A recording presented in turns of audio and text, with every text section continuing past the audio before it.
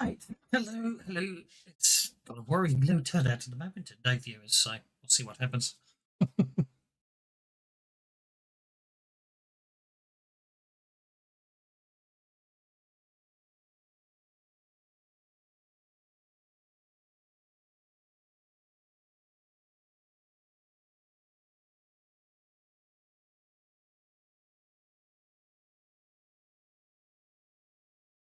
Might be a case of come back in 5 minutes, I think. Chance everyone to turn up. They've got 3 players. One more will be enough. No one likes us anymore. We're old hat and boring over certainly.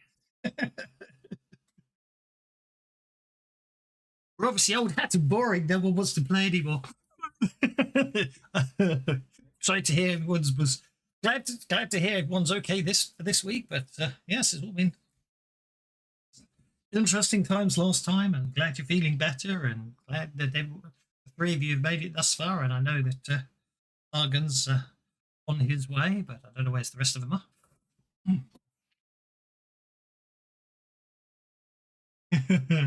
Getting the eggs was fun. Sure. Wolf is asleep by the look of things. Don't know where Bert is at the moment. I say Bert, I mean Cernan. But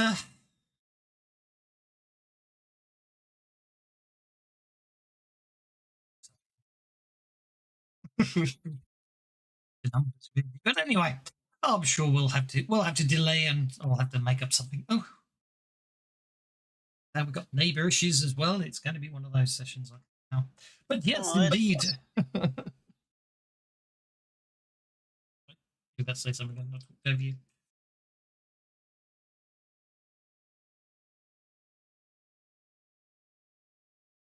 Everybody's covered in grubs. Indeed.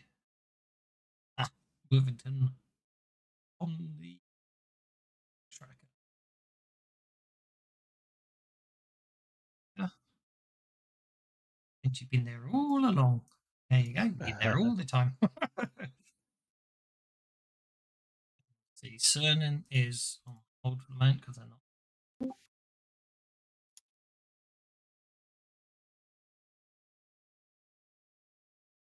Like it's just going to be the 4 of you, which is interesting to say the least. Make it work. So I better take the bennies down to 4. There we go. And all that. Oh, whoops, forgot to. Right, now. So I seem to recall you've collected the eggs, you've got the megapede trapped behind a barrier, and it hasn't been able to break out yet. We just need to get the hell out of here, get back to the ship, and get these back to the guy who we're getting them for, so he'll, work with us.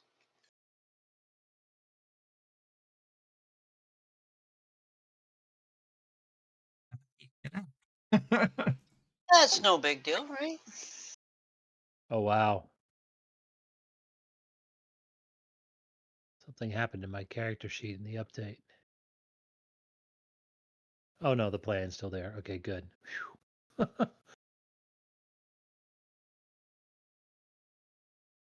Hmm.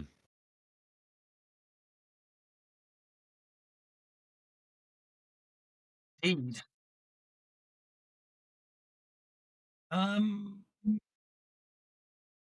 Yeah. Log and connected in, and then we'll.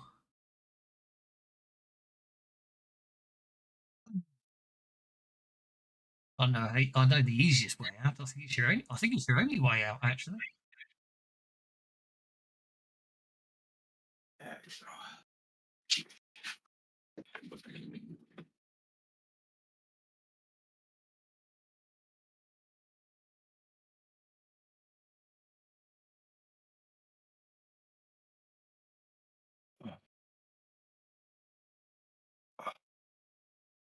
I recall the way out is too narrow for this thing to follow us if it breaks free once we're out of here. Yeah, but don't forget the way you got in is blocked, so you can't get out that way. Oh.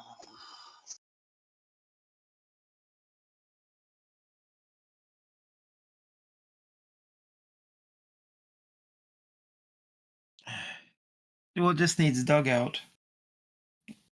Possibly. I think there was another set of hallways or something that we hadn't checked yet.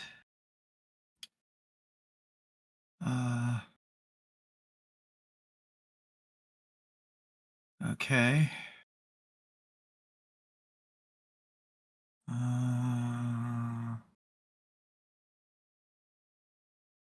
Maybe just need some time to load.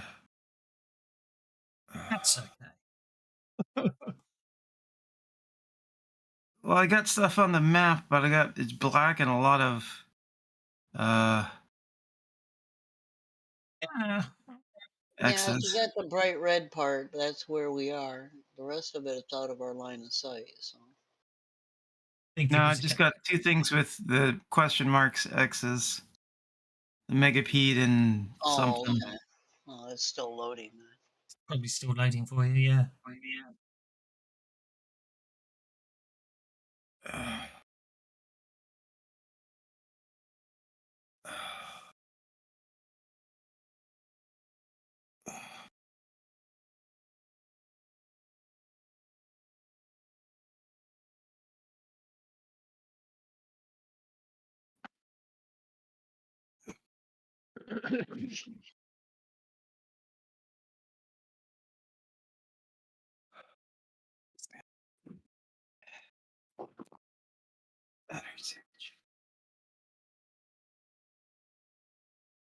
Okay. Yeah. So. There we go.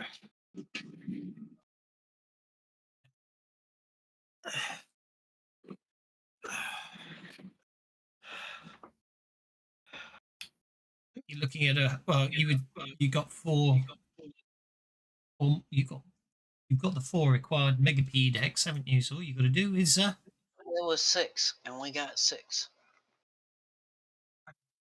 1, 2, 3, 4. There were 6. You got 5. One broke, didn't it? No, we had all we needed, and he wanted 6. No, you wanted 3. Well, let's debate the point.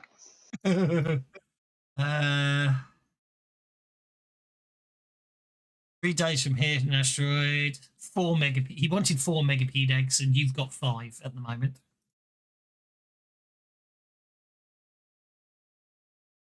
There it is. Yes. We 4. don't want to keep them. Those things are nasty. That's right. The fear is that if we don't get the eggs for him, we're going to end up in his arena. That's probably what he uses them for.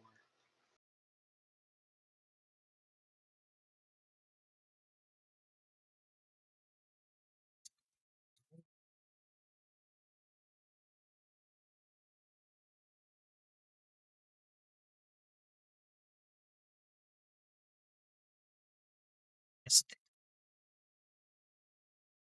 Are we leaving? Is that the deal? If we can find our way out of here, that's the plan. So you've got obviously, from your perspective, you've got this large cavern with those very large doors there.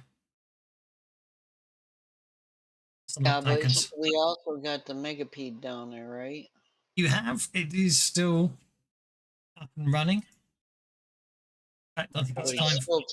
I think it's time for it to try and break free and fail miserably. A thump as it tries to break through the barriers. TK sees the megapede and thinks it's his cousin.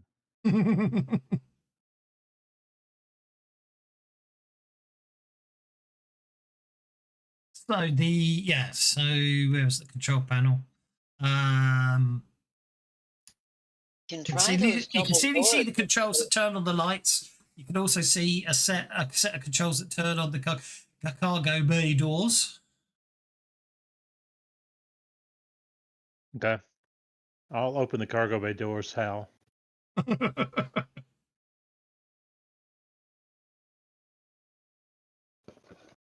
Yeah, because if I remember, we can't go back the way we came, and the way out is... You unlock the cargo bay doors and open them. And are they to the north or? They're the South. double doors down Yep. the south. Basically, they open to the expanse of wild space. The megapede, seeing the doors open, turns to face that way and smashes once again into the barrier as hard as it can, Oh, it wants to leave? failing miserably. No, he wants to stop us from leaving. So if it goes out into wild space, can we call for the ship to meet us around here? Do we have a means to do that? So any of you have If the someone sending has stone. sending. Have had the sending stone. Not gonna be that mean. I I'm don't. sure one of you did. Look, inventory. S.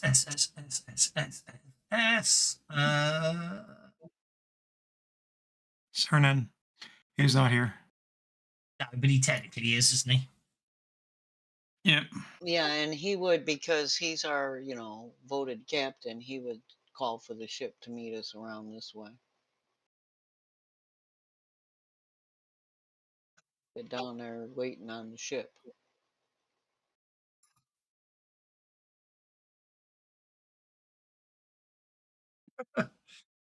Okay, so you're gonna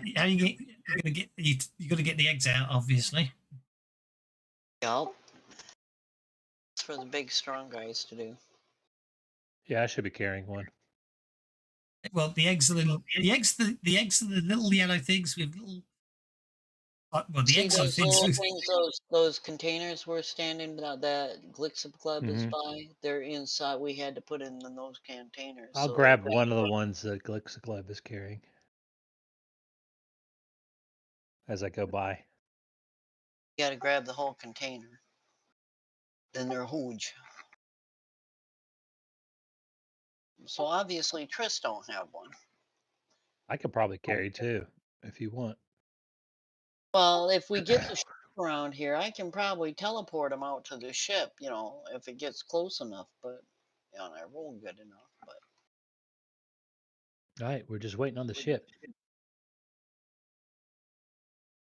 Are you going to maintain the barrier when it runs out in 6 seconds?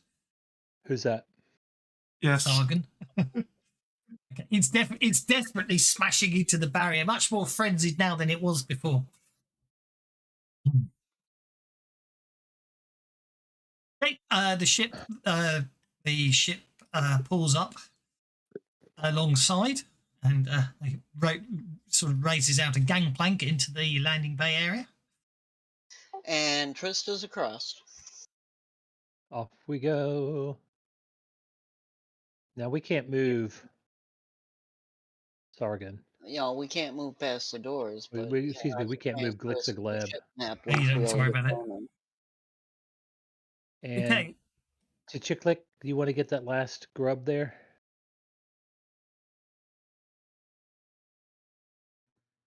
That one Last what? there. That one there. Or maybe Sargon can get it. Somebody. you should be able to walk through the doors. I'm not saying you can, but you should be able to. Yeah, you should be able to walk through the Yeah, doors. they're open. We can't, We're waiting on the ship. I ran across the plane, so I'm on the ship by now because Yep. as soon as that plank went down, I'm the hell out of there. That place is not fun. Indeed. Okay, so obviously Sargon's going to re-energize the barrier. And you'll basically get back on board the ship, so that's no problem. And obviously, as you're obviously at so after another 30 seconds, the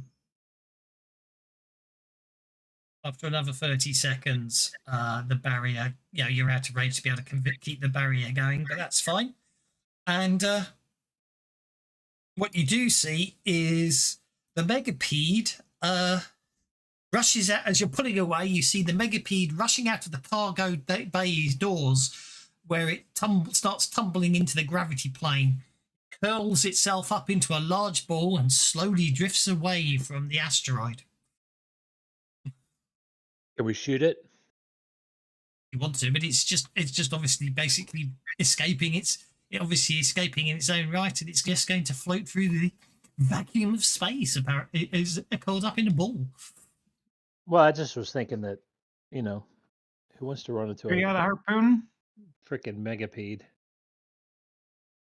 I would appreciate it if Hey, no harpooning it. Leave it alone. Well, Cousin don't it. you think we could get some extra for it? I think it's bigger than it. I think it might be as big as your ship. And do we really want to have to maintain keeping that thing trapped on board ship? I mean, We're not going to that- bring it on board the ship. That's why I said harpoon. We drag it behind. If it becomes trouble, we cut the rope and go away. See, easy. I just thought we might kill it. That's the other option. I think we should just get the hell out of here and head back. Wind you're on, aren't you? I mean, it's not a terrible option either. I just would like to clear up the spaceways for those who come after us. Just leaving a floating megapede for somebody else to deal with bothers me.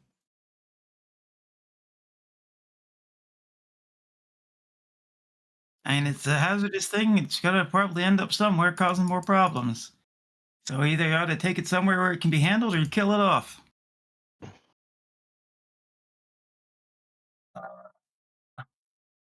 It's twice hate as them. it's twice as big as the second wind. Twice as it's got a kill length twice the size of the ship you're on. So it's Yeah, I your feel kill like- length of your ship is half the size of the megapede. Is what I'm trying to say. I suggest we just, move on. And what about our captain here? What's his name? He's Commodore got to vote Crux. in this. It's his ship, and this thing could easily destroy his ship. Crux. He's a gift. He possibly he. I don't know. Is the honest answer there? I think, given the focus of, I think he's more determined to focus to finally beat those Pexi. Get his vengeance on the Zorexian Empire, isn't he? Because his history of failure against him in the past. So I think he says there's the thing will run out of air eventually. It's big enough to create a gravity well that will basically mean ships won't ram into it. But obviously, if you really feel the need to hunt it, it certainly would be an interesting challenge, he says.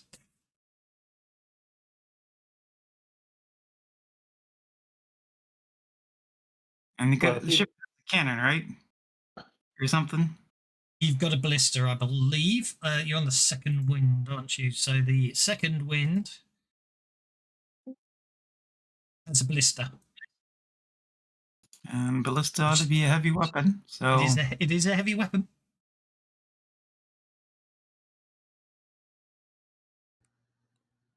TK is triggered by this violence. it's not that I hate it. It's just very destructive and dangerous. If it's going to land on an empty planet, I'd say whatever. But if it lands on a real planet or a regular planet, then it's going to cause a lot of devastation for people who might not be ready for it.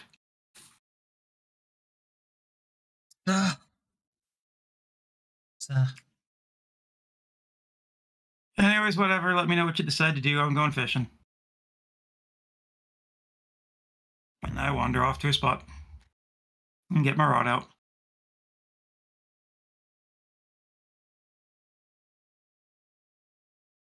so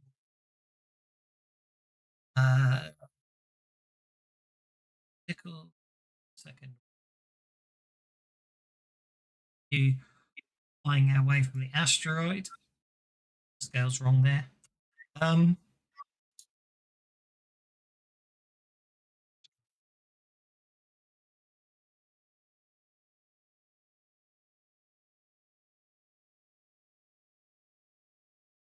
Good enough? Yeah, that's better. Second wind on. Fairly into. You don't have to. I'm just giving you the option if you really want to shoot it up. Say no. Second wind should be friendly. And then I just need to find a megapede again, which is there. wounds. Oh, it's rolling off.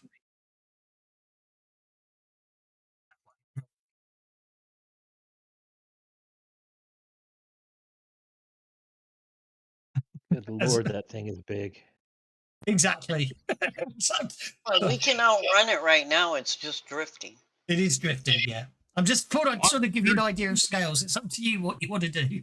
And it's drifting, but it also has no control over its movement, Bladder? whereas the ship does.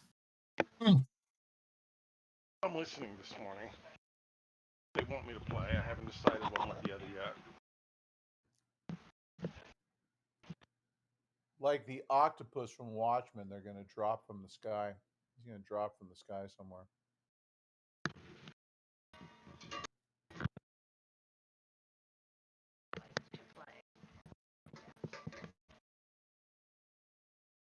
The odds are it basically, I think the odds are it won't survive in the vacuum of space. Eventually it will run out of air. All right. Well, that's fair enough then. Let's just leave it. Unless it's got some kind of hibernation ability. Not that I can see. Just checking. Well, I don't know that, so I'm just saying, unless it has some way to traverse the stars, which maybe it does, don't know. I'm just pointing out that it's a very hazardous creature. Well, while you guys debate that, Tristan's going to go down and find a bunk and get some rest. Cernan's the primary helmsman, so it's up to him which route he wants to take. I don't know if I'd say primary helmsman, but yeah, I guess. I don't know. Which way do you guys think is the best way to go? Well, the idea is, Towards do the you want to map give battle. chase, or do you want to just fly back to both off? It's really the discussion that's being going on. Right. Towards the map Have battle. we got what we need? Yes. Yes, we've Yes. got the eggs. We're back on board ship. This thing is curled up in a ball, just set itself adrift in space. Okay. I vote we go back. And get this The other done. question is, are you going to keep your promise to bloat dust? Wasn't he the guy we got the eggs for? No, that's the one-eye thing that we went to. Sorry, I forgot about him. Yeah, we should go grab him, give him some food. Okay, so basically, you let the megapede float off, which is fine. You basically fly back around the asteroid, knowing where the hatch was from before makes life easier. So basically, with the shot, you basically sort of anchor the ship to the asteroid above the hatch. You can open up the hatch, and knowing that it will close behind you if you get a step back inside again, one of you just goes down there holding the hatch open. Bloat dust floats out. Thank you for setting it free as agreed, and it then basically says be fetch treasure I promised, Okay. and basically vomits up its contents of its stomach onto the asteroid. Oh, If the megapede is wet, do we want to see what we can strip out of their base? Certainly, if you want to, you can.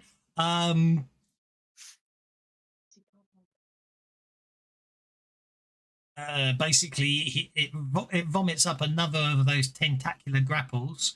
It also vomits forth a large piece of carapace, which TK which TK instantly recognises as basically belonging to a Thrycreen. Not happy. Oh, now you can use it as armor.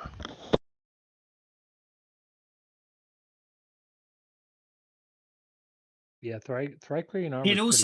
It does also vomit up a there's also a fair amount of gold regurgitated, and some platinum What? pieces.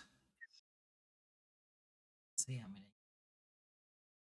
81 platinum. That's quite a lot of platinum. Probably more gold. Okay, and another tentacular grabber if anyone wants it. So let's say. I want to bring that aboard the ships for crooks because those things can be handy. Yeah. So anyway, it's all in the party sheet.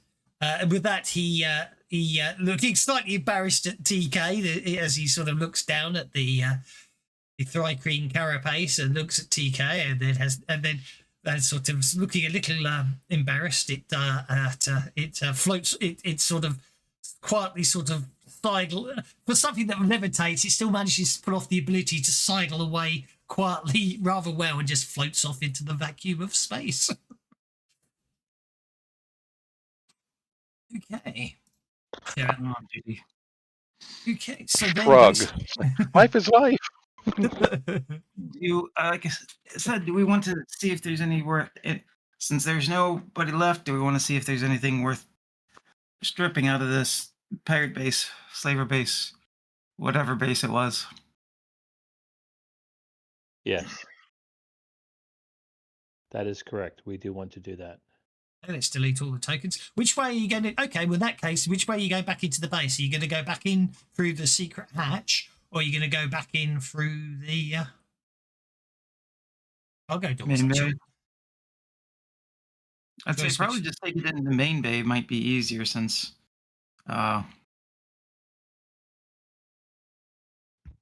it'd be big enough to take the ship in directly.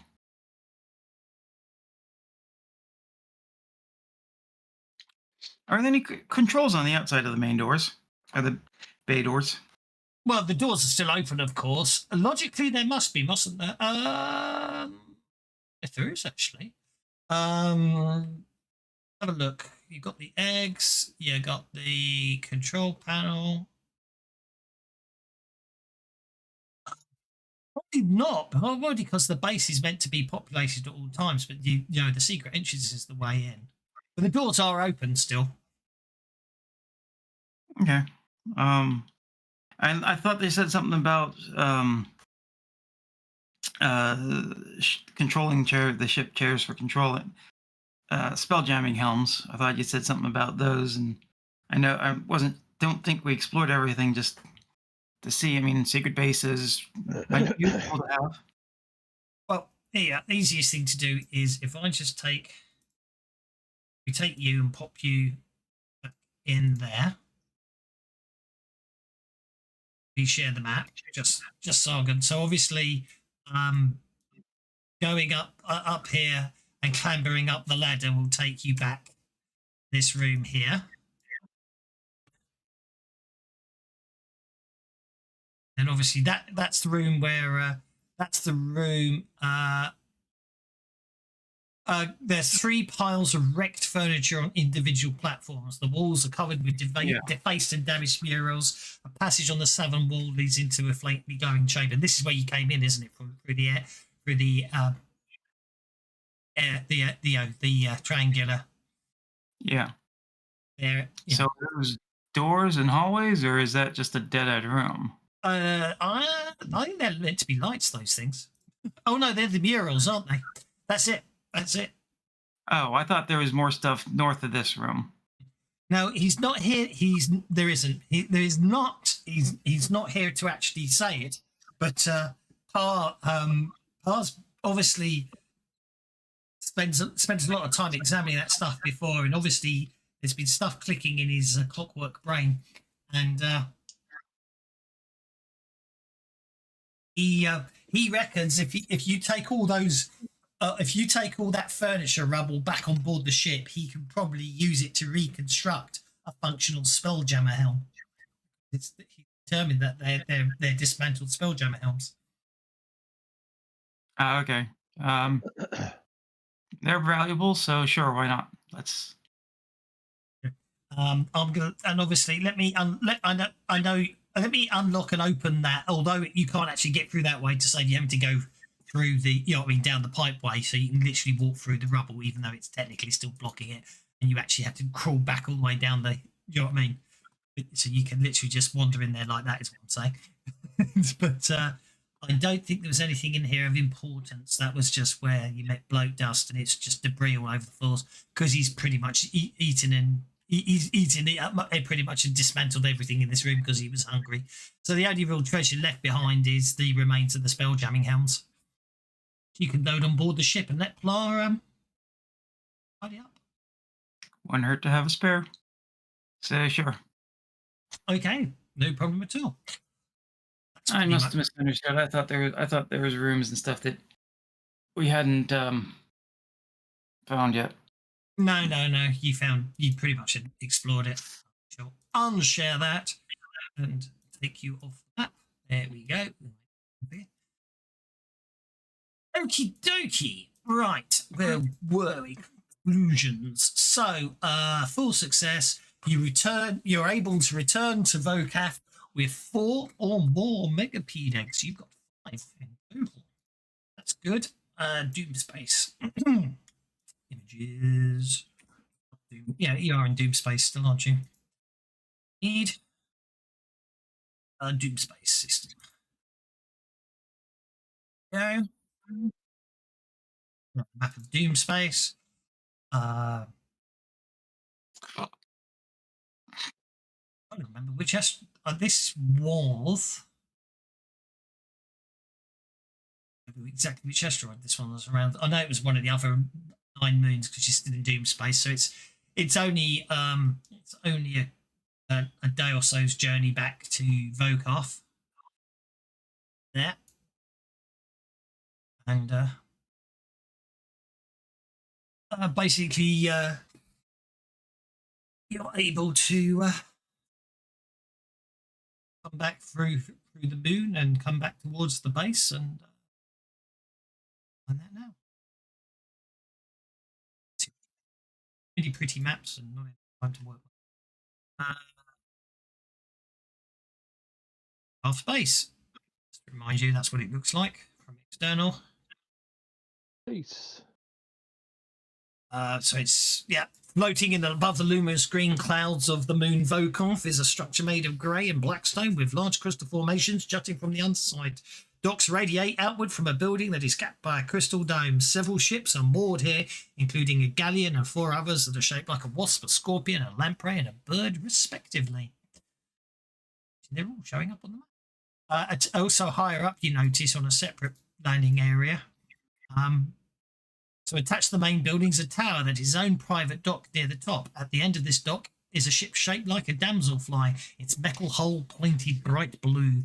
Flanking this dock are 2 identical, just make them out there, 2 identical 40-foot statues, each one depicting a thin blue well-dressed giant. In fact, actually, you now, having actually met Volkov, the person who's vain enough to name a whole moon after himself, and also have 2 40-foot statues built of him as on the outskirts of his tower. But anyway, that's all well and good, and we'll put you back on the docks. Volkov's base, which would be Cernan. On hold. Sargon down there. The second wing we don't.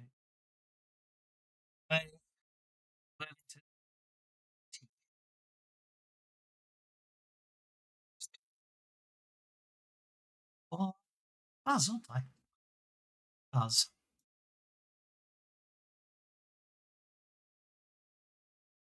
Buzz. Okay, so basically you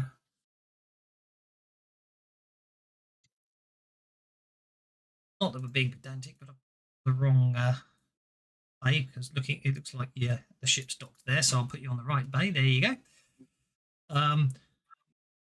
When you get back, it would appear that the crowds are getting excited. The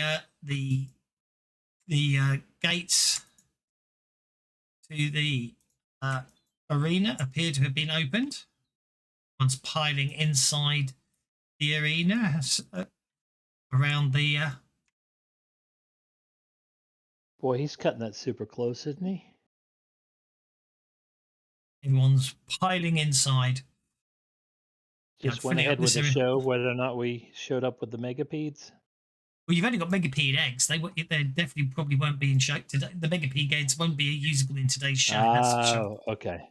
All right, that makes more sense.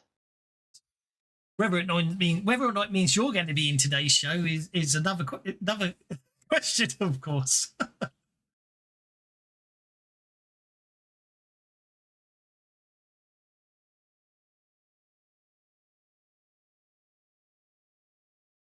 You can get in Vokarth's Vokar. Oh, I need Vokarth. Where is he? Should be sitting on his throne. He's about to hit. Obviously, everyone's coming in. He's just you'll wave straight through.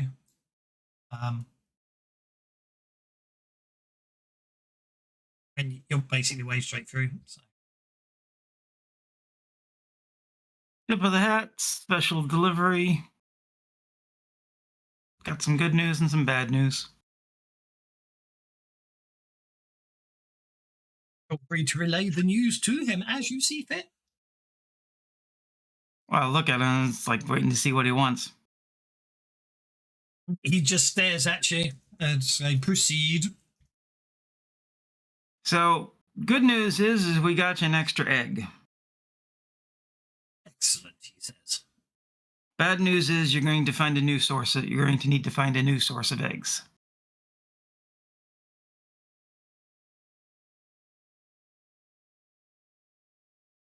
I like that. Trying to drag everyone through, and eventually everyone got left behind. Killed Cern in the vacuum of space, it would appear. He looks a bit concerned at that, but goes, well, that is the problem with, it's very hard to get reliable business partners these days. But you have kept your end of the deal. I suppose we shall, I will call the fractions together as promised, but now I invite you to join me in my box and watch the Arena of Blood battles with me.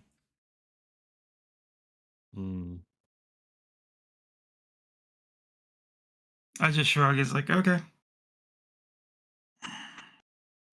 Oh, I give him the trajectory and coordinates. Don't know if it'll survive, but might be worth investigating along that path. Vokarth looks intrigued, nods to one of his assistants, the GIF, and who basically he nods at one of the assistants. The GIF hands you personally, Sargon, a bag. You hear a distinct chink of coin in it, and the implication being that that's for an extra bonus for that information that he may find useful. But in fact, you notice after the gift gives you some money, he seems to wander off somewhere else to be talking to people. Okay, the box is this way. If you wish to join Vokarth in his personal box with his appears to be all sorts of food and victuals and dining opportunities. I have a feeling this is not going to sit well, but here goes nothing, and I'll follow him. Sargon, as you enter the area, you're invited to sit at one of the seats. Right, Vogan. Obviously, it's determined that you're obviously in charge of this group of individuals, and therefore are the one to be honoured. No, I'm just the common sense. The I'll rest pick of some you, finger food and glass, get a drink, and I'm more of a left-hand kind of guy. the rest of you are ushered out of the meeting area. Whether you wish to proceed into the box is up to you, of course. You can always watch the fight with the Fisher can go find food. Indeed, there's plenty of food looking at those tables and drink. It Yep. seems. Yep. Yep, I'm going to eat this sushi. Okie dokie. Well, basically, it's Vokarth basically it says there's basically explains that he's got a team consisting of a major priest, a spider veteran who he explains their names are Benji, Laristo, Charles, and Chuckles, respectively. And They says all walk that, into a bar. and basically says they're going to be fighting the monsters in his arena, basically. Funny enough, actually, yes. If you didn't bring back the eggs, then the only way to make off happy, of course, is you end up inside the arena, as some of you surmised you may well have done, but you captured the eggs, so you don't need to. But anyway, so the fights in the arena are quite spectacular. There is plenty of opportunity to bet upon them. If anyone's got the gambling skill, they can make some gambling rolls to make some extra money on the side. But that's one of the highlights of one of the battles. You see some huge monster there being attacked by a Fry Queen warrior, and obviously I think that's probably the priest in there. Just it's all stuff, but basically 2 Borogs and then a Braxitter joined by a brown Skaver and a grey Skaver, which are those lovely space sharks. Brexit is the terrible monster brought on by Boris Johnson, right? Interesting. I'm going to have to give you one for that, I think. Pennies for me. Hey, pennies for everyone. There you go. Just wait to pick. I don't know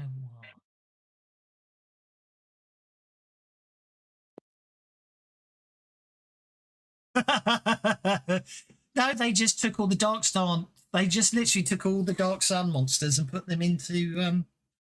Yeah, that's Jammer. what they look like. Dark Sun monsters. Yeah, they literally did. They took all the Dark Sun monsters and they put them into Boozed Astral Menagerie. Oh, well, that's good. So that's So they all made their way. So a lot of the Dark Sun monsters made their way to 5th edition, and obviously I've then converted them to Savage.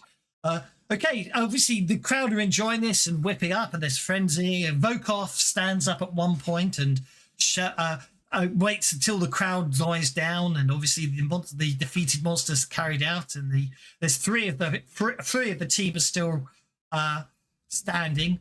The 4th is not lying off to one side. The priest is rushing over to attempt to minister first aid to it to them at the moment. Volkov, once the crowd shuts down, puts up his hands and goes, "Well done."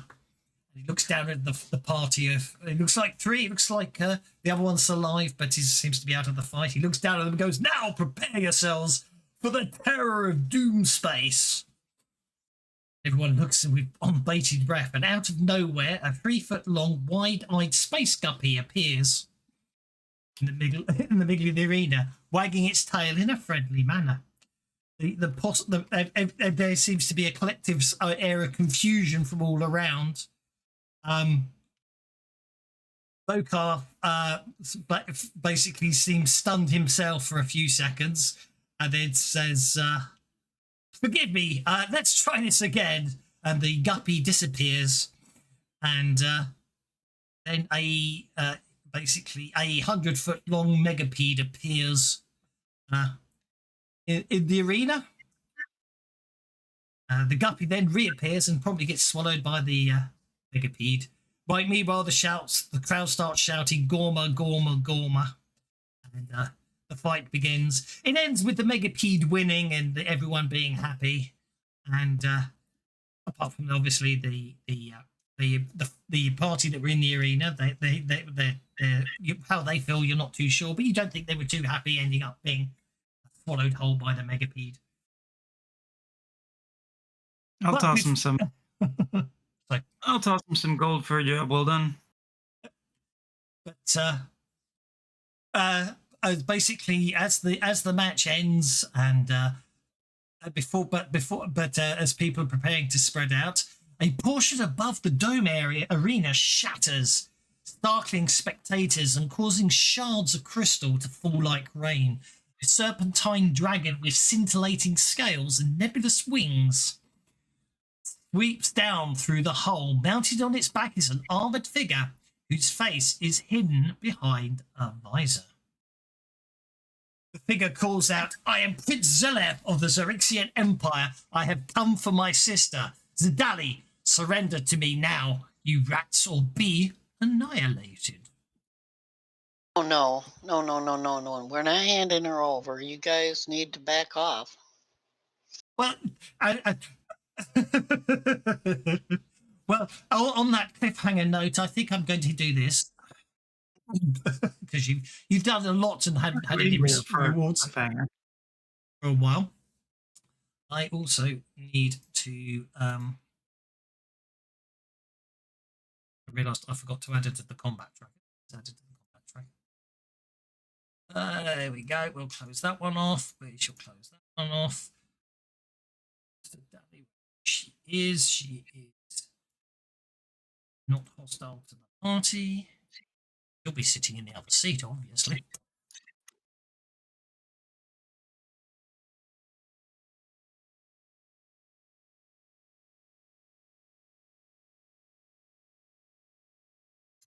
Sargon's planned ahead. Sargon's planned ahead. Worthington's planned ahead, and Cern's planned ahead. Just looks like it's Chris who's the only one who's got to pop in. No, I hadn't, and I'll browse during the game. It's okay. Because it looks like first of all, she doesn't want to go with you. You said you're her brother? Well, obviously he's not talking. He's just sitting on the back of a dragon, and he's not. He's obviously just announcing it with a magically enhanced voice at the moment, basically demanding that his sister's handed over because obviously, yeah, basically. And basically, she doesn't want to go with him because he's just going to have her executed so he can rule all by himself.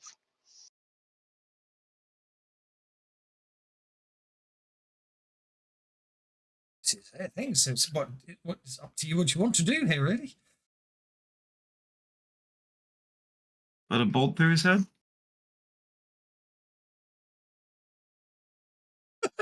That probably wouldn't go down too well. And Volkov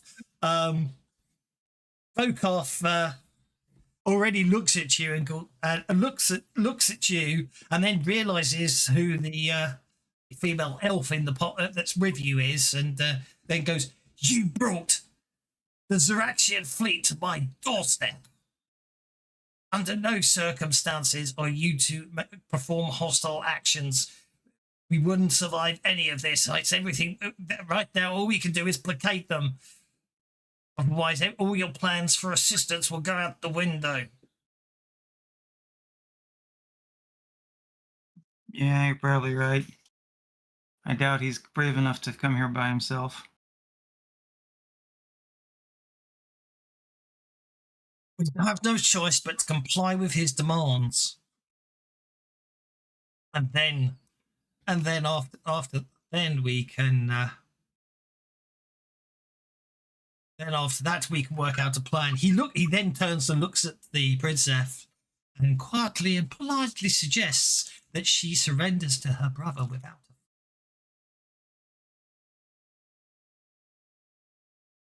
a... Well, is my sister here? Hand it over, you rats. How about if we ask her?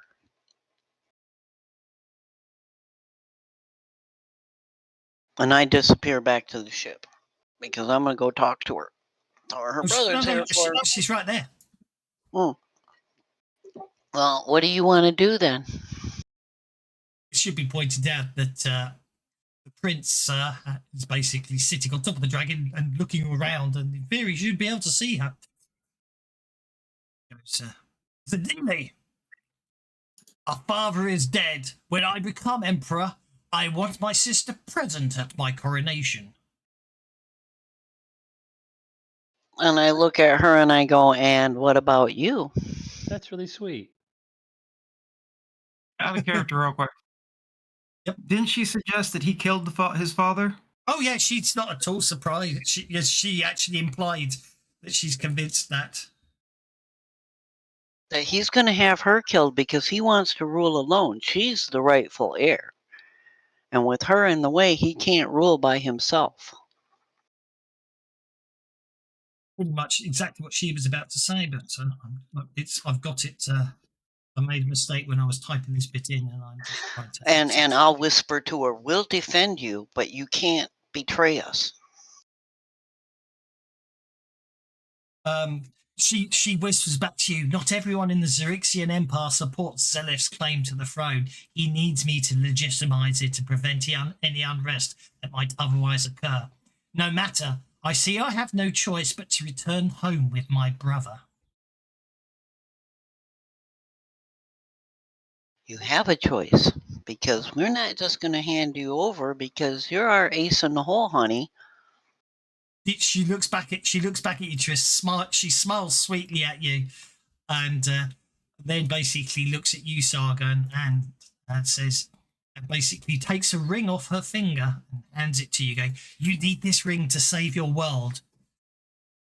Well, actually, sorry, she doesn't actually, because obviously she drops it in the sand instead. She obviously drops it over the side rather than gives it to you. I apologise. "You need this ring to save your world. I've dropped it in the sand. Keep it safe. I'll be waiting for you in Xerxes space." After giving up the ring, she moves back into her space. She steps forwards onto the balcony, and basically she vanishes. How far down to the sand is it to get that ring? You probably want to wait until they're buggered off. But it's easy. Yeah. You can teleport down, no problem at all. Yeah, I'd teleport down, snag the ring, and get back up there as quick as possible. Do you need some rolls here? No, it's fine. You've got time to recover it. It won't be a problem. Basically, having his sister disappears, he flies back up through the ruins, and basically you now see a number of star moths flying off. Now, I snagged the ring. Can I examine the ring to see what its purpose is? Ring of shooting stars, I'm sincerely hoping. I did. Ring of shooting stars. That's one of my favorite magic items. It's just fun.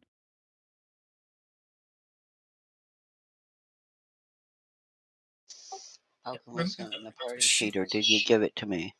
Oh, God. Directly. There you go.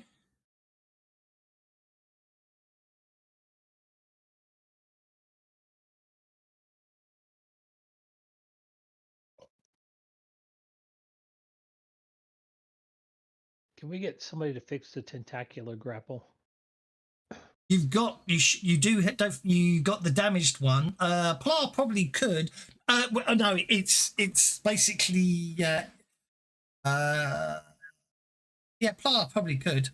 Thinking about it, you should have two working ones. Some of the party should already have one. You should have got a working one. Sorry, which is an ID. There you are. You have a working tentacular grapple. You don't have the eggs anymore. They're gone.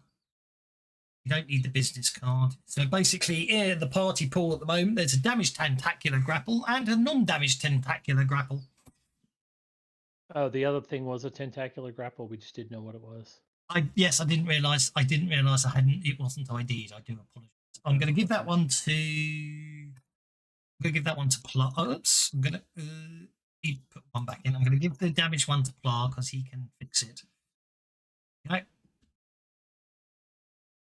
Obviously, there's one tentacular grapple left for whoever wants to take it, if they want a tentacular grapple.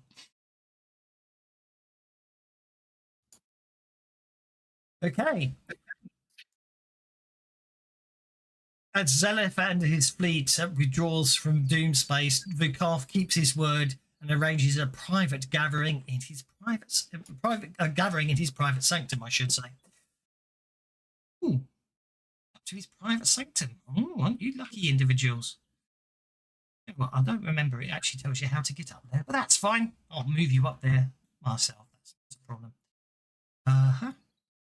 Cernan. Buzz. Vukarth. Argon.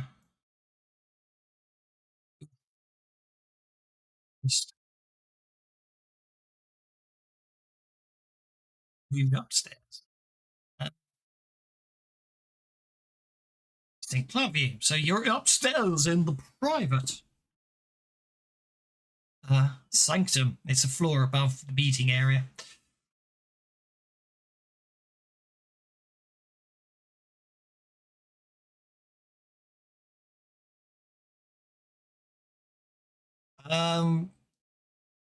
As promised, 5 representatives of the Doomspace factions. Vokarth and his bodyguards are also here. I haven't got tokens for them. But the 1, 2, 3, 4. Hang on. It's meant to be 5. Why is it only listed 4? The characters and the representatives of the 5 Doomspace factions. Vokarth and his Explorer Ricker. That's interesting. Well, have I missed one off? Embarrassing. Let me have a look. Go back to the source. Maybe there was a maybe there was a copy and paste mistake when I was converting this bit.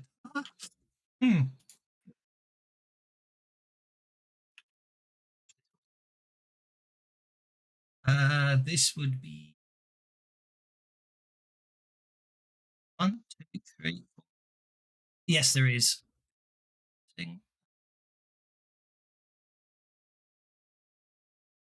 Yes. Okay. I got that wrong. Let me get the original table back out again because what I've got in my notes are wrong. So you have got Dak here, Hadozi. You've got Mika, Ara. He knows Jonathan.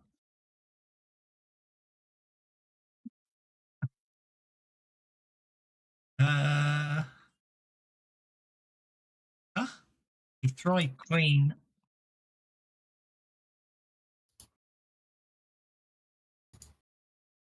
Right for a cream, there you go. Vosh 2, Artuck, which are those lovely plant things you Major had to run through the other day, and Zothes, a Soren, basically like a lizard person.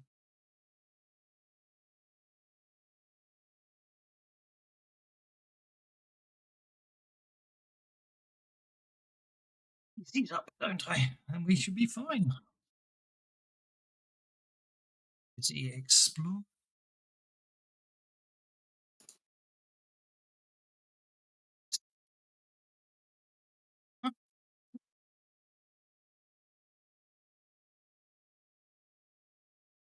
They are marked hostile, but that doesn't mean they're going to attack you. It's obviously a case of diplomacy is needed to win them over.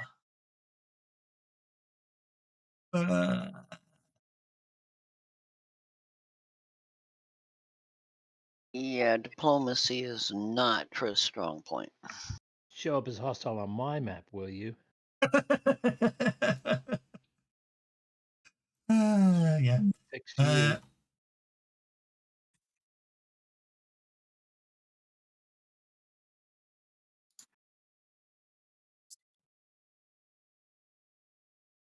Well, somebody want to point out to him that if he gets away with her and he actually gets himself crowned and he manages to kill her off, that he's going to come for every damn planet in known space, including your guys's.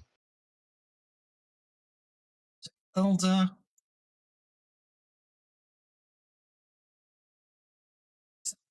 Is you. However, if we defeat him, I bet you the looting would be like primo. Soren. She's rich. Soren Defiler. Zoff. More money than you can imagine. Okie dokie. There we go. So there are. It's a time-honored ploy. Trist. There is so obviously there's the there are the delegates. Okay, the faction to be okay.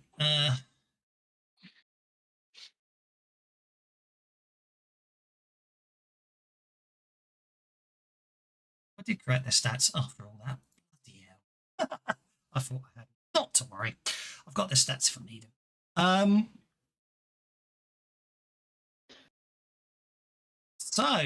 Yeah, basically this is a chance to mingle and talk to them and win them over to your cause.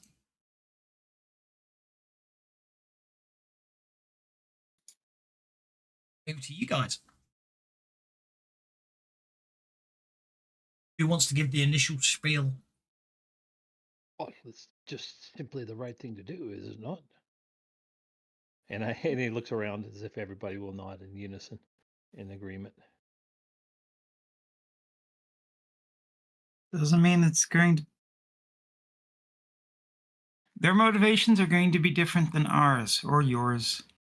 They're mercenaries. They probably want loot and defeating an empire or assuring the friendship, because if we defeat him and she takes over, then the threat from them makes their jobs is gone, and it makes their jobs a lot easier. Anybody involved in saving the empire for her is probably going to get massive rewards.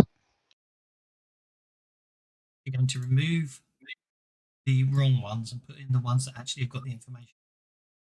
Makes my life Well, of easier. course, but The question is, do we want a friendly emperor in the Xali Empire, or do we want a hostile one?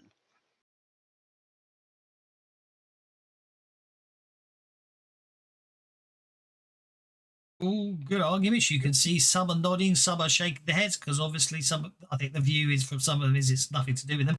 But what you really want to do is you want to sort of, as a group, you really want to sort of have a chat with each of them and find out what. Normally it's a case of, as someone already pointed out, they're fairly mercenary, so there's probably a good chance that they all want things. You just need to work out what those things are. I'll walk up and just talk to him about it. Ask him. Talk to him individually. Okay, so I'm going to say, based on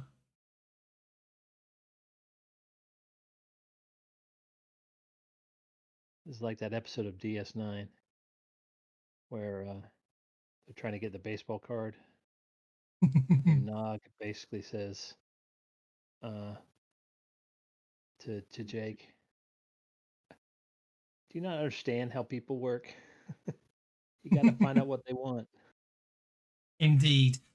It should be pointed out, however, that the Hado Z has actually been already nodding to everything that Trist was saying, and therefore is already in agreement that that he will join you. The others look at him in surprise and shock, and some of them shake their head in derision. But anyway, Sargon, you've moved over to Zofes, who is the Soren fellow. As I say, appears to be a lizard man, but with a much longer neck and sort of more serpentine-style dragon looks about them. Visual one. Let's have a look. I wouldn't be surprised if these are from Spelljammer as well. The Arcane? So, not Spelljammer, I mean Dark Sun, the Soren. Oh, yeah. Because they're especially as this one's called a Soren Defiler, after it's a dead giveaway that he's Spelljammer. Yeah. But that looks like something Braun would draw. I mean, come on. That looks like right off the cover of a Braun monster manual. But so Zothes, you understand that he commands the wasp ship Zedabout. You did notice as you came in that as you flew in that the wasp ship did appear to be damaged, and what's your persuasion, Sargon? Dear, that's not good. I was like, I'm not trying to get him on our side. Just to be clear. Yeah, I'm just trying talking to him. Yep. What he wants Yeah, in sure. interest. Yeah, no, in that case, it won't need to be about persuasion. Don't you worry about it. That's why I was asking. He basically from What he's you- hoping for, what he wants, that kind of thing. Indeed. From his point of view, as he says, he explains that she needs money to repair her ship's broken leg and pay off her debts to Vokath. She demands treasure in exchange for her support. How much treasure?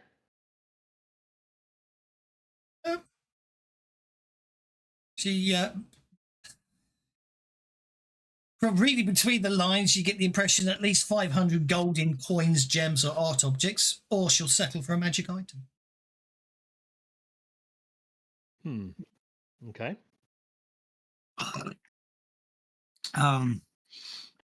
Is her the repairs beyond her ship's carpenter, or does it require special materials, or just like being able to in a shipyard? Obviously, if you're thinking you're offering, from what you understand, Clark could probably repair the ship, but she also needs money to pay off her debts to Vokath. Okay.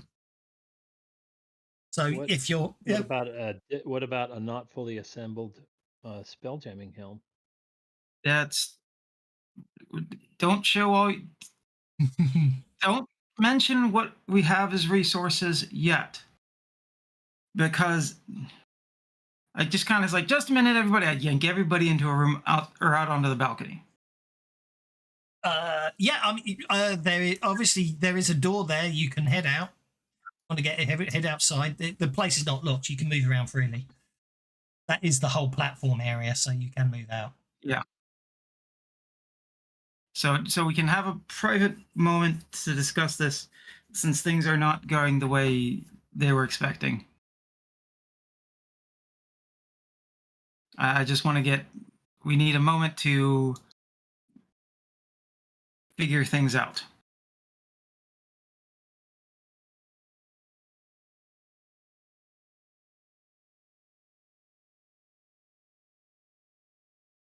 If everyone will.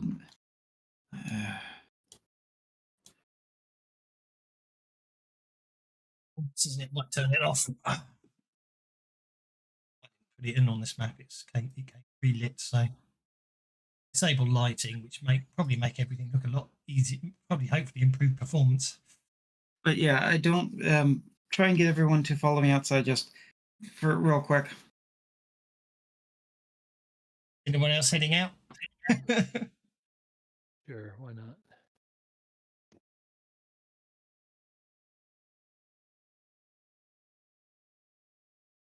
So the others start moving around a bit and start interesting themselves in other food. Thing, yeah. Mm. It's like, it's just. But yeah, I'm trying to get Tristy and Cernan to step outside as well. Putting off lighting didn't do anything, did it? Much less like, come outside, come on.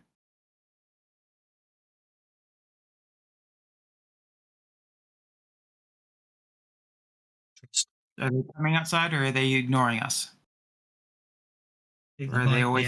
I think they might be AFK. No. I heard from either of them for a few moments. We'll assume they're with you.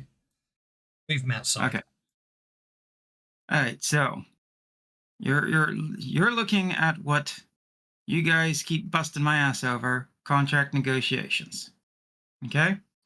So there's a couple of things you need to understand. First off, don't show everything you have right from the get-go.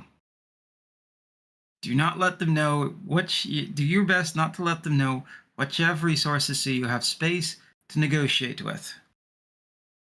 So don't say, we have this, we have that. Keep it diffuse until you have a better idea. Right now, I said we have this. I just don't mention specifics, I'm saying. Okay, there's if they know everything, they have more power. They have more power in the negotiations versus having less. So, because right now it seems like we're pretty much being screwed over by the Commodore, and that there is no Rebel Alliance. We're forming it.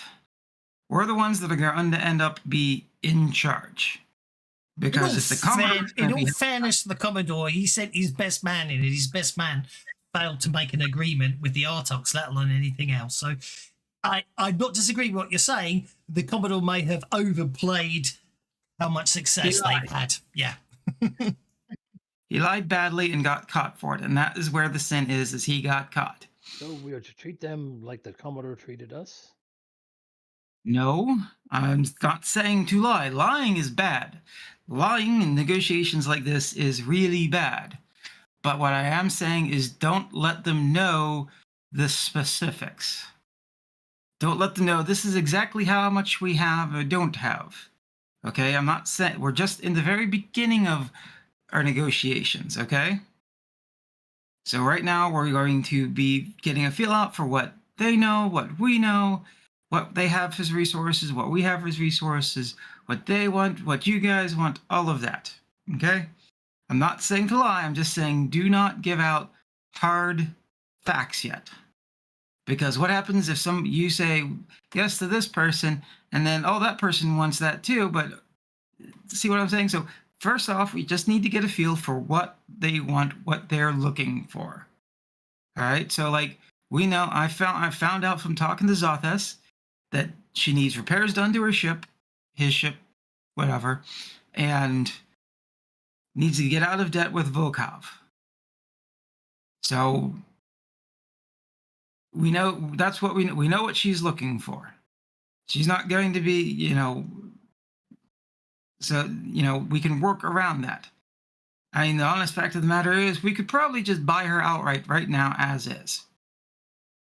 Or buy her debt out as is. If we pulled all our money, but that still leaves us looking at, needing to deal with for the mercenary groups. They're going to be looking for, even if it's not an official contract, they're going to be looking for a contract. You guys have shown that you do not like them. You think that they're stupid and wasteful and whatever else that you've busted my chops on. Which, fine. I have not busted your chops about stuff, so it's not an issue, and I'm not getting on your case about it. You're busting our chops right now, but anyway, I'm continue. just pointing out that you guys have shown that you're not that concerned with contracts versus me being more concerned with contracts. I am trying to just be common sense and balance things out. I'm not saying that I am one perspective is better than the other or not. I'm just saying that this is a point where you guys have shown that you aren't that interested in, and they're going to want at least an informal, if not a formal, contract of what their rewards are going to be and their compensation and stuff like that. I'm not a negotiator or diplomat. I'm going to talk to them and find out what they're interested in, what they are looking to get out of working with us, whether it's as simple as just money or if they're looking for revenge or loot or what have you. I'm just saying that right now we're on the stage one, which is basically they know what we want. We've stated that. Well, so now we need to find out what they want. That's the first step. Then after the first step, we figure out, which of them can we afford, which of them can we not afford, who do we want to get, figure all that out, and then we work out the details between those that we actually try to hire and get on our side. But right now, as far as I can tell, there is the rebel leadership is us, as I point at all of us. I am not the person to try and get them all going in the same direction. Not unless things have broken down, not unless things have gotten into a fight. I know my strengths, I know my weaknesses. So at this point, I'm essentially considering me doing the scouting. I am trying to find out what they want. Once we know what they want, we can start working out the negotiations of what they'll get out of it and what we'll get out and what our expectations of them will be. Because they know what we want. That we want us to go screw up this ritual, save that planet, and kill the prince so that the princess can take the throne, and hope she doesn't screw us over. Yeah, I feel like that part is inevitable, but we shall see. We shall see, yeah. So all I'm just saying is right now, play it smart. Don't reveal your whole. Think of it like a card game. You know, some of your cards are revealed, but not all of them. You need to keep some of the cards hidden so that you can, so that you know, so that you can negotiate and work with them. That's all. That's all I'm trying to get is that right now, don't tell them specifics of what we have and all of that. They know what we want. Now we need to figure out what they want. After that, we figure out who's going to work with us and who we can afford and who we're going to try and get to work with us. It's just a matter of it's a like a card game, you know. We're all right now. Right now the first 2 cards have been dealt. We still have 3 more cards to go. Don't show them the first 2 cards that we have already. We've already shown one. Don't show the other one yet. We need to figure out what they're all looking for, and which of them get along and which of them don't. Because I guarantee you, somebody in there doesn't like somebody else and wants the other one dead. That's all I'm trying to say is don't give specifics of our resources. I'm not saying lie. Do not lie. But just be vague about what we have access to.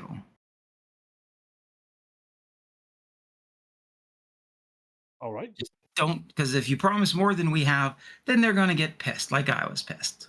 So you just don't promise more than we have and don't let them know all that we have.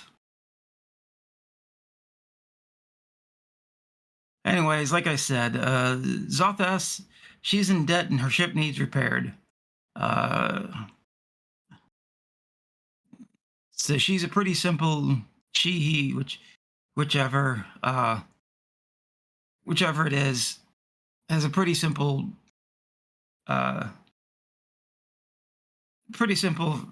you know, what she's looking for. They're looking for.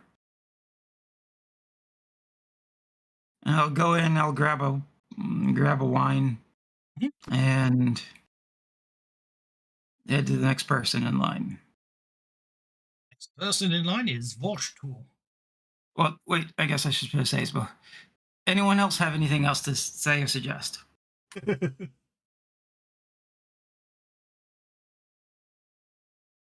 Okay.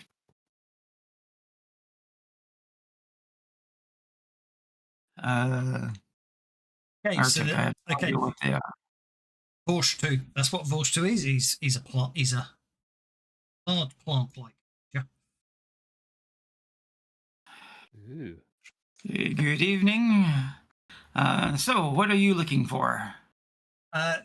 Basically, you gave Vorshtul's the captain of the lamprey ship, the Remora. It's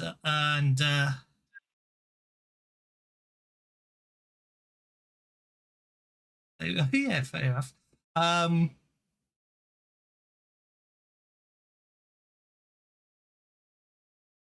Basically, you get the distinct impression that there's a strange relationship between the Aratuk and the Fry Queen. Strange or strained? Strained relationship. Apparently, the Fry Queen in Doom Space have acquired a taste for Artuk flesh, and they basically seem to hunt the Artuk and capture them and eat them at any opportunity, through no apparent reason whatsoever. Basically, according to him. Okay. I mean, it's not as if he attacked their home world first or anything like that. Definitely not. Wait, did you? I said I didn't. Others say I did, but I say I don't. Anyway, Nice. right. Well, You all look squishy to me. I think if one of you challenges him, he points at he points at the Fry Queen, who's missing from them. I'm in. 1, 2, 3, 4. No, the Fry Queen representative's missing. Not you. I can't see Kate. Wait, you want us to you want us to attack there it is. one of your enemies? TK's Well, there. Yeah, 1, 2. I went 3, I went 4, 5, outside because I thought he was gonna do. No. It's absolutely so. It's basically I've lost my notes, but basically, so the Wash 2 is obviously a bit peeved at the. He basically says, "Okay, one of you declare challenge that," and he points to the Fry Crane Mystic To get go. Okay. to you want us to fight wrestling one of your to enemies a for duel, you? basically. What? Why would we do that? At the To death. get the services. So you want us to kill off one of your enemies for you? That's not what he said. He Yeah, said pretty challenge. much. Yeah, challenge it to a duel. So you want a lethal duel?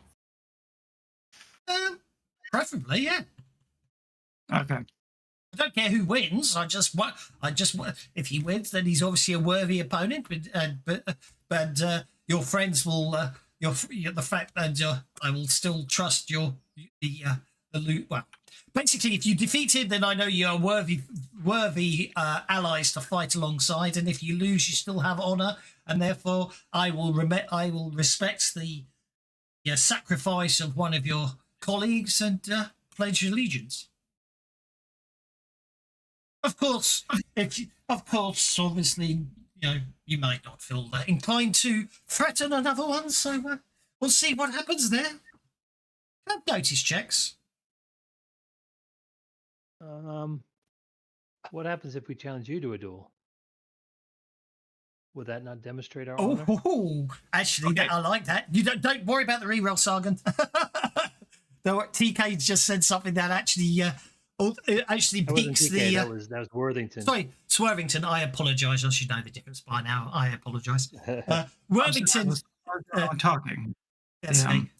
Worthington. I'll give you your penny back. You don't need to re-roll because after Worthington said something, goes, that might be more interesting. A wrestling match. Yes. A wrestling match. Best of three falls.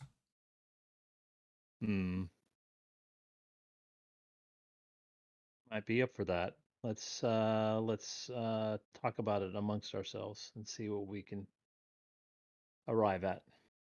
Fokarth overhears that and goes, I would be happy to provide my arena as the venue, he says. All right, fair enough.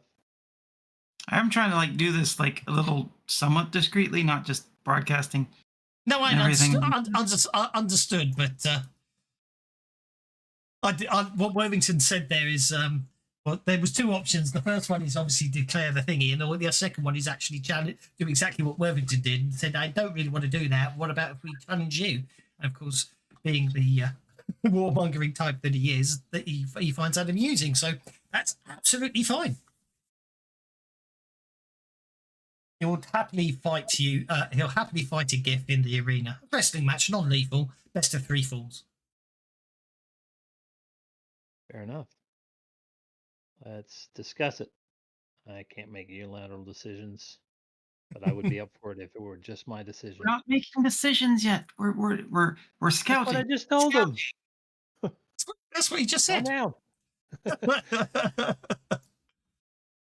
Okay, that leaves obviously you've got the Fry Queen Mystic and you've got the Arrow. Now, is anyone else talking to one of the other ones, or? Vernon, Trist, you're out. I did all the talking I was doing up front. You were indeed. TK's gone over to the Arakuka. Vika. Doesn't like birds. What does Rika want? Rika apparently is, unlike the others, is not Rika, unlike the Soren and the Artuk, is not the captain on one of the ships outside, but he's chief advisor to the captain, Krikesh. Basically, Rika, talking to them, you get the distinct impression they're all about personal freedom. And Rika looks forward to guiding his people to a new wild space system where they can thrive. Alas, there is not much So he's like,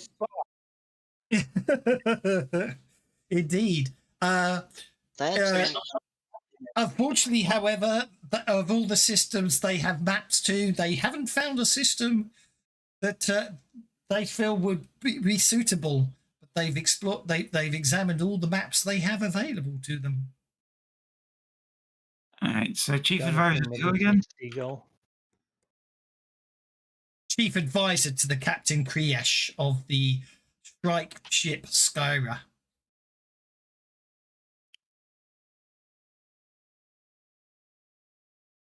And so just one ship. No, don't forget that it's not one ship. They're the heads of the factions. Don't forget.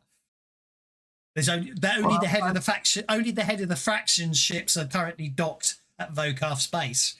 These are all the factions of Doom Space, basically. I get, but are all the factions the same size or are some different sizes? Ah, that's a good question. Actually, if you want to ask that, of course. If you want to ask that, then the Arakoka will provide 5 strike ships. The Artuks can provide 5 lamprey ships. The Hadazee have already pledged 3 space galleons to you. The Sorens say they will have 6 wash ships, including the Gadabout. Sorry, what ships? Wasps.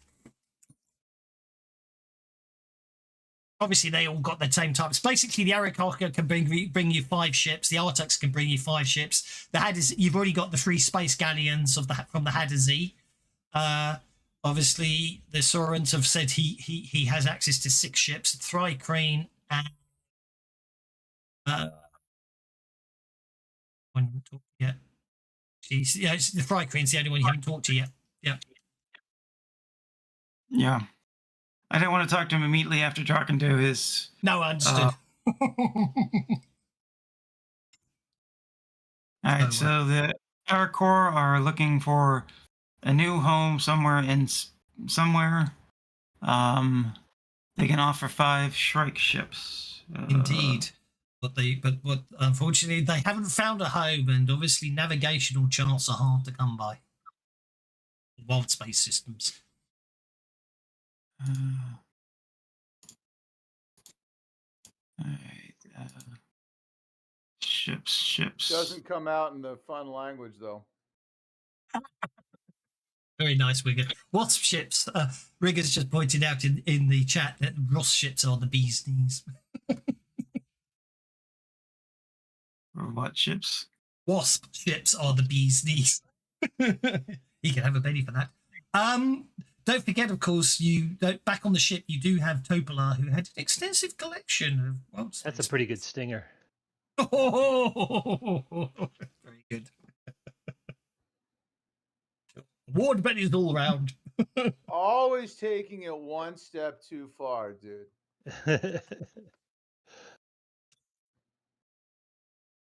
That just leaves, What obviously. sci-fi book had but was it Dune that had the bug ships?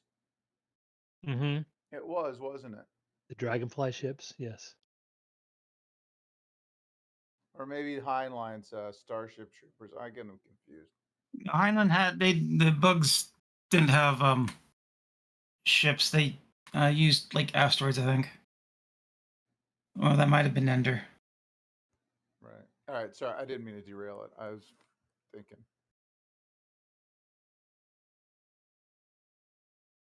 Fine. I'll just go through. Got to dig deep into my literary knowledge to stay ahead of the hamster here. Okie dokie. Yeah, otherwise you just feel like you're running around in circles, huh? Yeah, like you're running on a wheel. Oh, dude. Still in Hollywood. Oh, wow. See, I see what he did there. Anyway. All Yeah. right, so Are you going to wrestle this thing, Worthington? I might. mm, Well, if you do, let me know. I might be able to help you out a little bit. I depends sure on whether that'd be appreciate that. considered cheating or not. It should be No, pointed I out. wouldn't be It should be cheating. pointed out. Wrestling would be athletics rather than strength. But yeah, you know what I mean. From a purely game Okay. mechanics point of view. Well, that's fine because I can boost that, right? I'm But sure, boosting might yes. be considered cheating. That's why we need to It talk that wouldn't out. be cheating because A, they wouldn't know. You're assuming they wouldn't know.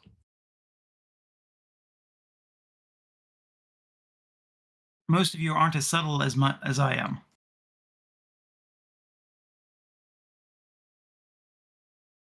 I may not be the person to do the wrestling then. Don't worry. I mean, there's at least two of us that are probably be willing to do it. I don't think you necessarily have to win. I think you just have to wrestle him. If I'm going to I'll wrestle check. someone, I'm not going to go in looking to fail. I'm going to look at to go in to win. Oh no! You got to beat him. You do have to beat him. He's that arrogant. If you don't beat him, you'll have to challenge the Thrice Green to him. Which might do anyways. I'm eating the guy that I beat. No, Yeah, I'm you just might going not to be. give him my good luck charm if he wants to wrestle this guy. All right, so the Korra are looking for maps, which we have access Cheese with an to. Aarakocra. The Aarakocra, yeah, wild space maps. Or you reckon you could probably give them the magic item you've got, but you don't really want to do that unless you have to. Yeah, the space Ori. Ori, actually. I like it. It's Okay. um. That does leaves When it comes time to wrestle, I may not be here either, so it may necessarily be somebody else. All right, so after there's a female Thrice Green. I'm talking to Korra, I'll head over, get something to eat, and then head over and talk to Takeda.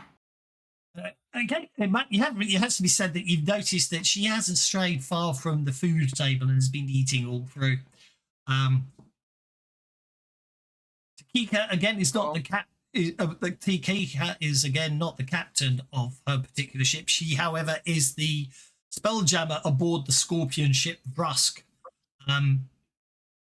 She explains that the Fry Queen faction is keen to acquire more spelljamming helms and food supplies. She admits that the Fry Queen have taken to eating the Artox because of the scarcity of food in Doom space. Which explains why she's hanging around the food table. She's like a Indeed. college student. It's a buffet. Everybody, pack your Well, bags. I think if we defeat the Exali Empire, you'll get lots of spell jamming helms because they've Wish got something lots is of not them and really good spending ones. it. Hang on, what's with all the athletics rolls? I was wrestling and I was losing, so I had to keep going till I won. Wrestling who? The Aarakocra, right over here in the corner. You're wrestling the Aarakocra. Why are you wrestling the Aarakocra? Because I was getting the Thrycreen was losing his focus, so he just started grabbing him and going to wrestle. But it took him all of his bennies to do it. But he won. That's what's important. So what you're saying is, without warning, you're attacking one of the representative of one of the factions you're trying to get on board to help you say to. Sorta, yeah. He's looking guilty at the group, but yeah, that was what happened.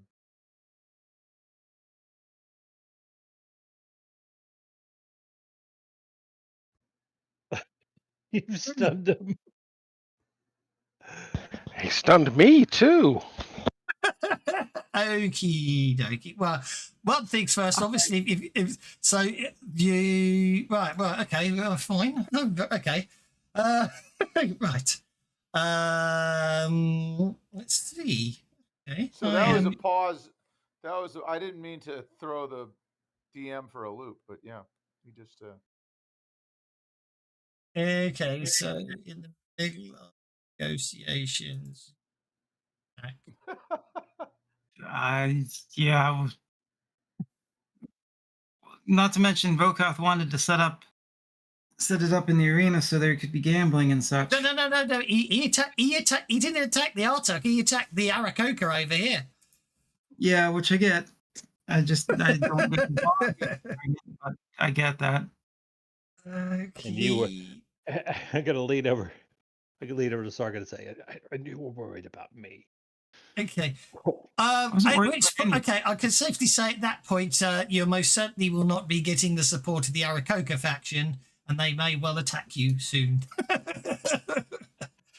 As he picks, himself up and dusts himself off and leaves the I would have assembly. interfered as soon as I realized he was attacking the Arakotha. Well, so would I, but he literally just said he pounced on him without warning. Did you eat him? Did you actually? You said you. No, it was non-lethal. I just. Oh, it's not jumped lethal. on him. Okay, well, he's unconscious at the floor, and basically the Volkov looks over in bemusement and confusion. Sends over a couple of his bodyguards What? carry the unconscious Arakoka out of the room.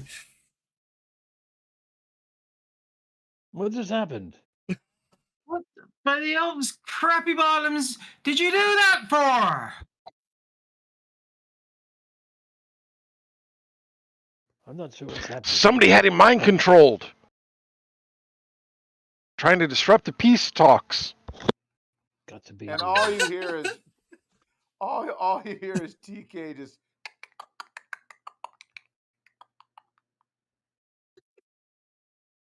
He's obviously not in a telepathic mood right now.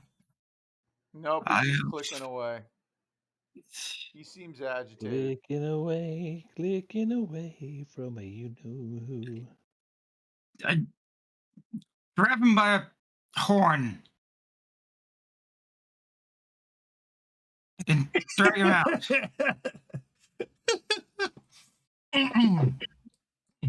I was doing the floss dance over the Arakoka's body.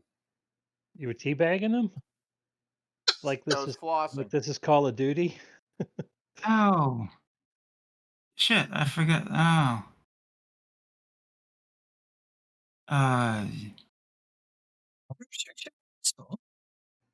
Oh. Wait, I- Cernan gets a Benny, and I'm the one that won the wrestling? That's messed up. You took the wrong person.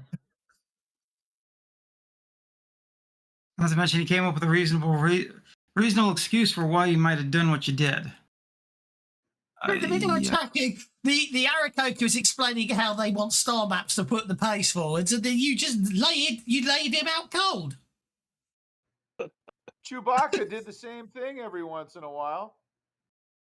You ain't Chewbacca. Chewbacca was a lot cuter than you. You're next. What the? It should be pointed out, actually, that, however, that the Aratuk, although not on your side, did find that highly amusing. Although would have preferred if you'd attacked the Thrycreen. What the hell? Oh no, I'm not letting you go. But you realize that Why the did you wrestling attack him? the wrestling was supposed to be. I with told the, you he was mind controlled. The wrestling was supposed to be with the starfish. You understand? Which, when I say that out loud, it doesn't sound quite proper, but still. So how do we know he's still not mind controlled?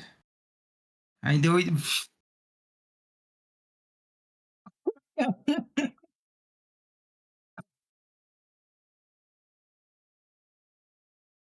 All right, you're a shaman, right?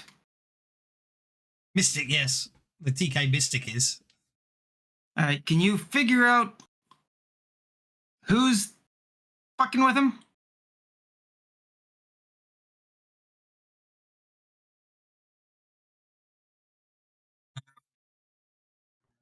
Nope.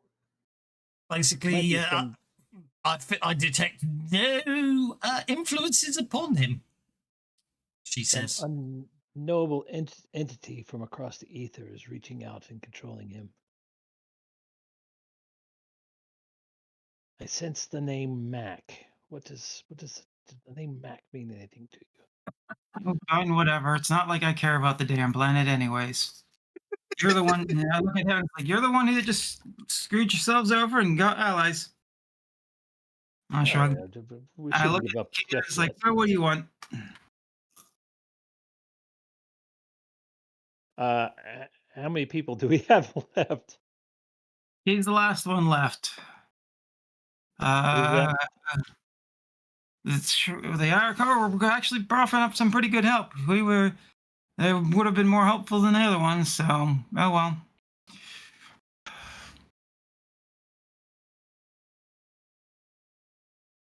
I think it might have been one of the easier ones to reach too.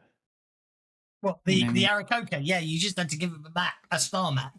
That's all they needed, and they would have brought on board. I have strike ship. We'll have to sacrifice the click to them. Well, let me try this. So when they leave, I'm going to follow them and just say, they're currently unconscious. "Oh, well, He decked them. can anybody heal them?" He picked it. Don't forget what you got to bear in mind is he picked the Aarakocra, which is going to have the lightest bones of the lot. Basically, he picked it up and body slammed it into the ground. Oh no! Can we heal him? Vokarth has indicated. Well, Vokarth basically he's been carried off somewhere, and obviously, he's probably been taken back to his ship. At the end of the day, I mean, it was 5 strike ships. That would only have been 50. You only lost 5 strike ships, which were probably that's 15 ballistas you've lost. Well, do we have the star 55? charts? Oh yeah, we have star. Yeah, star charts. Okay. Well, that might be salvageable anyway. 3 ballistas, 4. I mean, the Artuks, I should say. The Lamprey ships have grappling jaws and 4 ballistas each. The strike ships usually have 3 ballistas each. The galleons have 2 ballistas each and a mangonel. Soren Rosp have a single ballista. Got Thri-kreen Scorpion ships. 3 ballistas, 2 sets of claws, and a mangonel. So they're probably the heaviest armored of the lot. But strikes are better armed than the wasps. But that's okay. There's still 4 potential factions you can make happy. It's not as if there's a minimum number you need to get to. Oh, so it's not like a voting situation? It's not like if we don't get a quorum, they're going to tell us to sod off? Well, any of you win over will basically agree to assemble their fleet and meet you on the edge of Xerixian system. But remember, I told you we guys are going to be, and you guys are going to end up being the leaders of the rebellion. So it's your guys' allies that you are winning. Well, have lost now.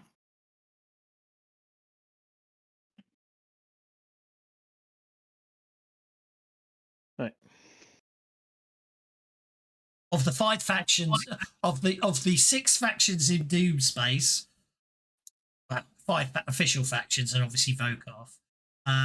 Basically, you've alienated one of them. Well, like I said, what if I was showing him my prowess? You got to bear in mind what actually happened there is you basically attacked the person who said they were looking for a new place, for a new system for their followers, so they could be safe because Doom Space is they're basically unable to thrive and live peacefully here. So your result was to deck him. I mean, Well, right, because now's the time for war. but I was trying to show him my prowess. I would think he'd want me on his side, but so be it. Would you want an ally that would attack you out of the blue for no reason in negotiations? I commend him on his chutzpah. Hope you never find yourself needing an Aarakocra's help to escape a prison in the Icewind Dale. You'll be in trouble. There you go. Right. Obviously, as I say, the Voshtu did find that amusing, and although he's not been swung over to your side yet, he's obviously more. He's less opposed to it. He found that highly amusing. See? But at the same time, it is by someone who keeps by a member of the species that's eating his species. So see how it goes. So well, we've got that. We've got that in common. So basically, as it stands, you've got you've obviously the Aarakocra are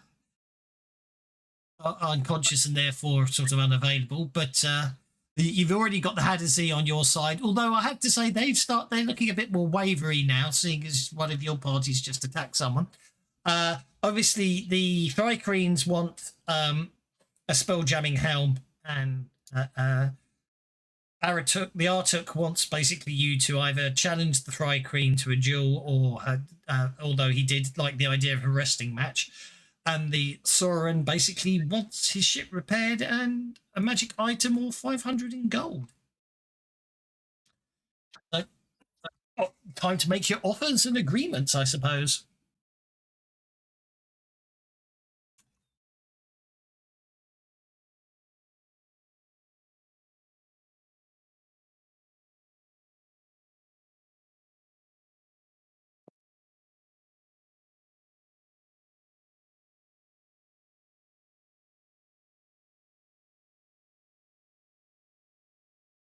Man. Yeah, I mean, those all seem very acceptable to me. I guess we make those appropriate offers. Class. Who's going to wrestle?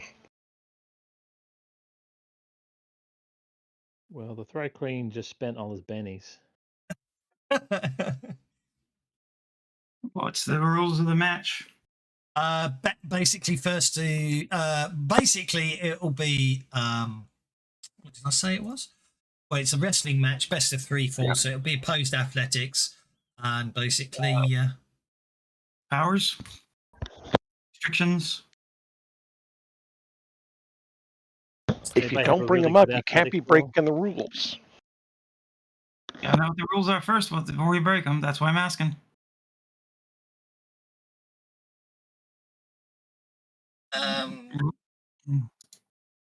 it wouldn't be in Voshtu's opinion here. This should be raw strength, no magical enhancements.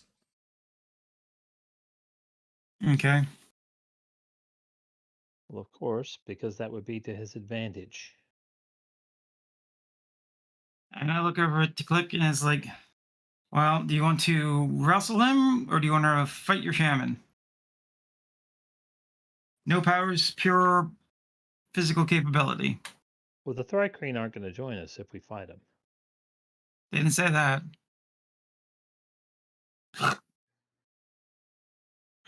Either way.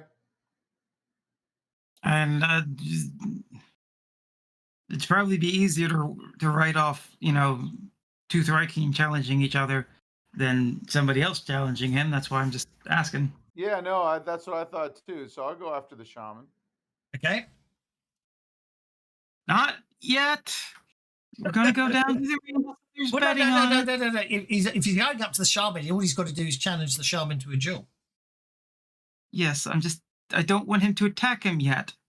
It's a formal challenge. We're gonna put on a show down in the arena, so don't just swing at him.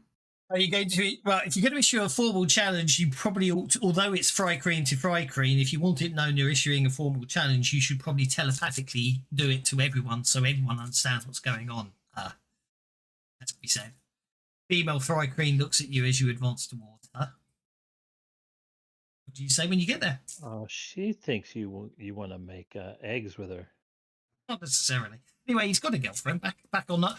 Actual fact, yeah. Don't forget, you've got your female friend still back on the home on the planet you left with the academy on. She's probably dead.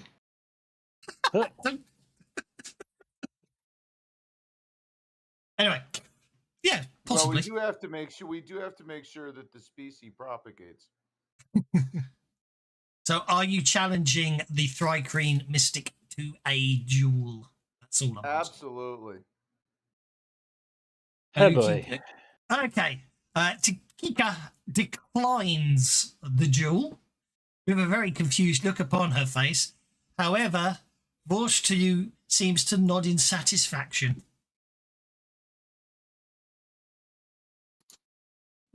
It's like, all right, I look up, click, and it's like, you or me? And I nod towards Vorstu. What? But Vorstu, the fact that TK has just challenged Tika to a duel is enough to win him over to your side. The fact you did it. Oh. He's turned green. Okay. Nods in satisfaction that although the duel was, you basically he asked you. He didn't actually state that she had to accept. He just said that you just had to challenge to a duel. Only the challenge to a duel is enough to win him over. Look between us, like, fuck it. I'll head over to Bokta. It's like this. Go ahead and set it up. I'll take you. I'll walk over to. What? No, stop. Stop. Please. There's no duel. There's no fight. He's on your side. I know, but I still want to fight him. I still want to wrestle him. What? Oh, You want to wrestle him? Okay, well, fair enough. He won't turn that down. So, what are you going to offer the Mystic and the Soren Defiler? Sorry, what? What did the Soren want? Oh, he wants. I told everybody he needs she repairs. wants, I should say. She needs repairs to her ship and 500 gold to get out of debt with Vokoth, which we can probably cover as is. We can just the spell had I said we give her the spell TK jamming offered helm. his 500 gold because he felt badly that you guys took it so sensitively. Okay. If TK hands over 500 gold to Zorfes, then Zorfes is on board. All right. That just leaves Tikika. Well, we have the parts of her helm. We'll need to assemble it. Pla was repairing. You get Pla repairing it, so the odds are that if you call back to the ship with ascending, you will get a message that Pla has repaired the spelljamming helm. Made his repair roll earlier. So if you offer her the spelljamming helm, Pla's just built. Well, I can't do it unilaterally, but it seems to be brings like a her good idea. over. That brings her over to your side. Congratulations! You have got 4 of the 5 factions of Doomspace on your side. The 5th one, unfortunately, you can't get because you rendered them unconscious. Not done I there can yet. speak for them, though, can't I? Well, you did take out their representatives, so they're probably less inclined to talk to you. That's fine. I'm not done with them yet, though. But Vokoth, however, is nodding as if impressed, and basically then explains that you have obviously you have proven that your cause is worth supporting, and he says that he's reached out to some of his allies and they will send additional ships. He pledges that he's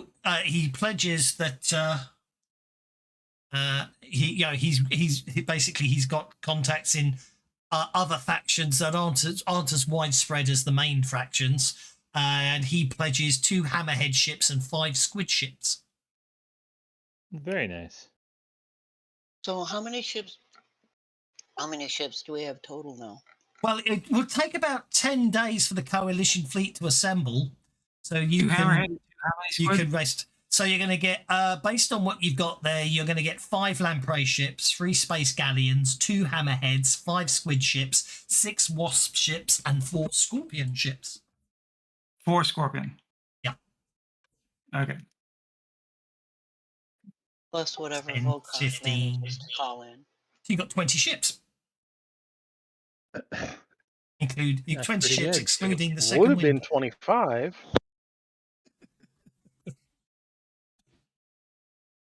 All right, so yeah, just it's an exhibition match between me and Vorsh Okie two. dokie. Okie dokie. Let's grab everyone. Move you down to. I'll just dump you all in like so, and then I'll worry about the mess afterwards. Okay, put vote.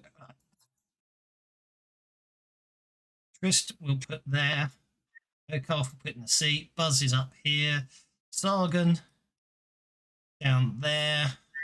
TK's up here. Cernan's up here. Buzz up here. Who's up here? Okay, Voshtu is there. Zophis is there. So then let's put Zophis hold. Voshtu most certainly not hold. TK no. Oh yes. Vokarth yes. Trist. Cernan. Hold. So I will plant view just to move everyone. Should all be fine if you need. So a wrestling match it is. Before he goes down, can I give him roll intimidation just to try to teach my compadre, give my compadre a little bit of a boost? As long as it's not magical. You could certainly support verbally. Yeah, that's absolutely fine. Yeah, that's what I was looking for. I wanted to make an intimidation roll to support my Sargon before he goes. Go for it. I don't have any bennies, so if it whiffs, we're in trouble.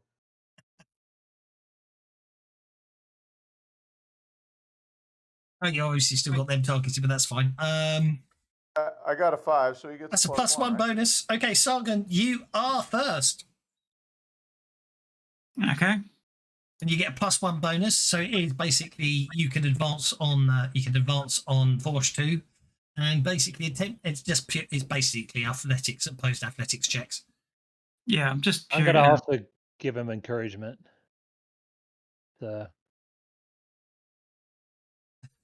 Okay, you got a +3 bonus, in fact, so that gets you an 11. Are you happy with an 11?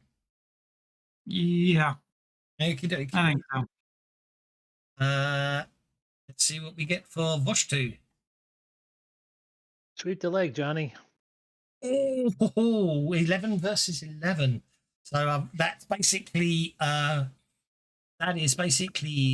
results in no winner. But then Vostu will attempt to pin you back, getting a 3. I think you might be successful on this one.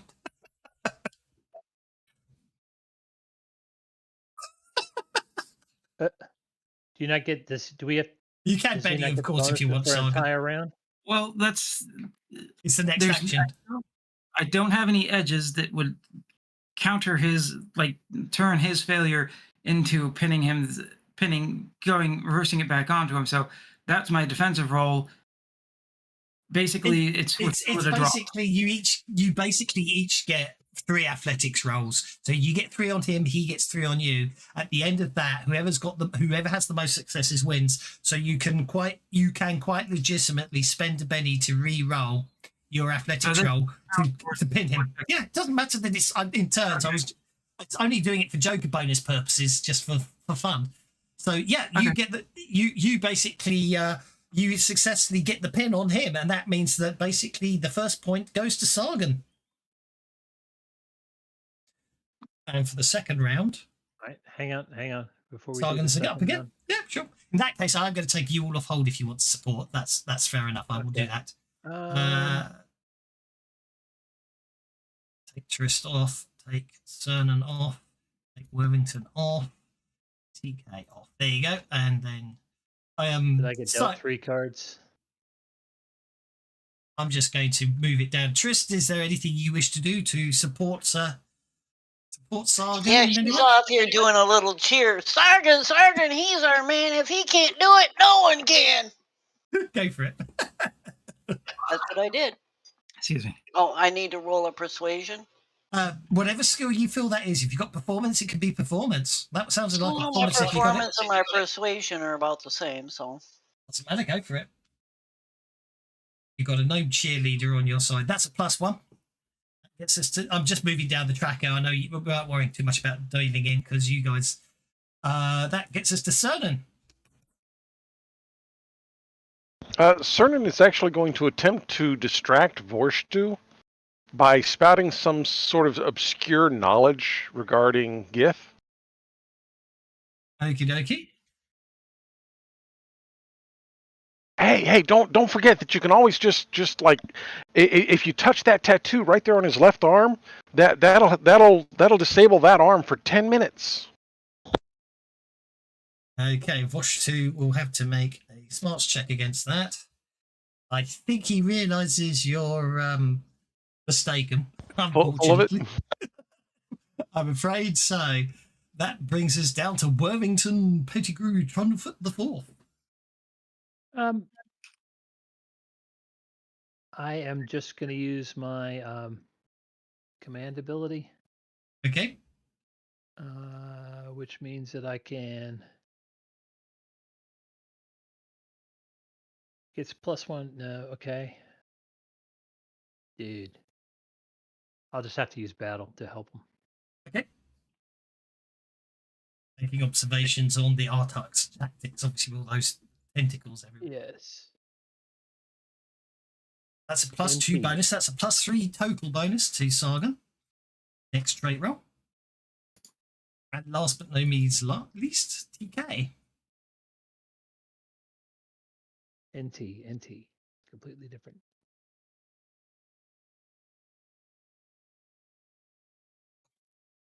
Okay, you're at your maximum of +4, Sargon, on your roll. Okay. Would get us to you next, in fact. Got a +4 bonus. Athletics check.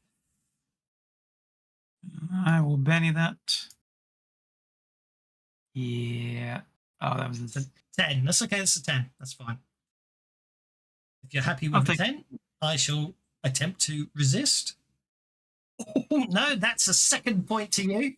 I should be pointed out, obviously, if you get the full 3 points, that ends the match anyway. So it's 2 falls to nothing to you at the moment. Obviously, Vosh2 will attempt to gain some points here and get. Ooh. Oh, unfortunately, obviously, he uses his 3 tentacles in a very effective pinning attempt, requiring you to pull out. Unfortunately, it doesn't do you any good. You find yourself lying face down in the sand unless you're bennying. Oh, it was a valiant attempt, but no, the net result is at the end of the second round of this match, it's 2 points to Sargon, 1 point to Vorstu. And what I'm going to do is I'm only going to deal in these two because it's easier for that way to go for everyone else. So that brings us back to Trist. She's just going to sit here and play her flute. Okay.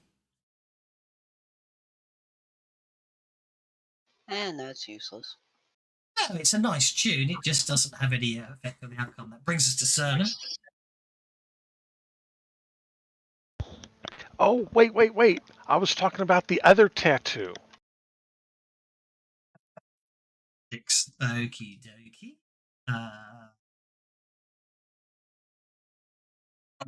Bad luck unless you want to Benny. Try and beat a 6. I'll give it one shot. Yeah, no. No. Obviously, I'm afraid Voshtu is obviously very educated on GIF anatomy. That brings us to Worthington Pettigrew Trundlefoot. I'm going to use fighting to help him. Okay.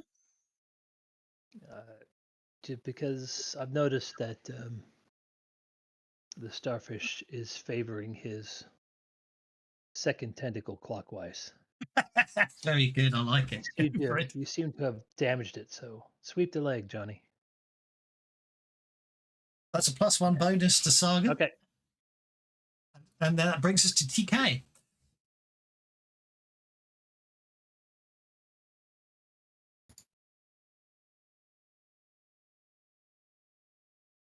You tried to, what are you using intimidation for? To intimidate the Arctic?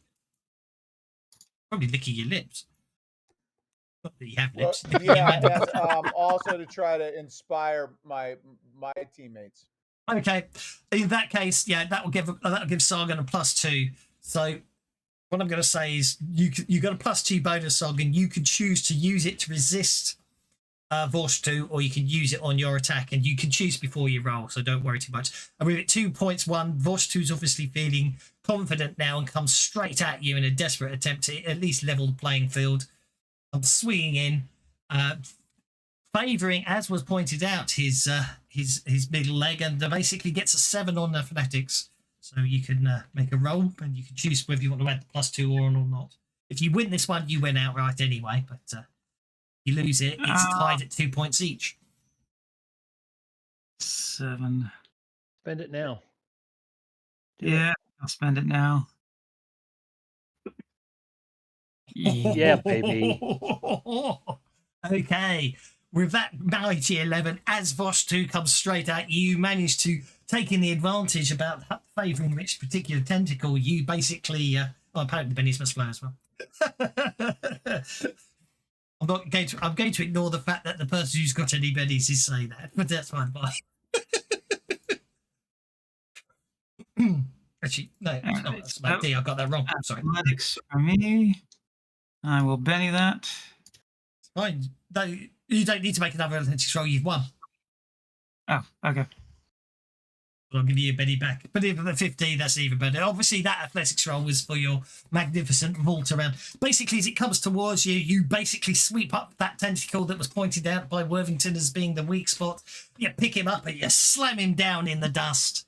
He picks himself up, and he basically seems quite happy with the fight. Not the result, but he says, "You fought well. And I look forward to fighting alongside you against those self-important astral elves," he says.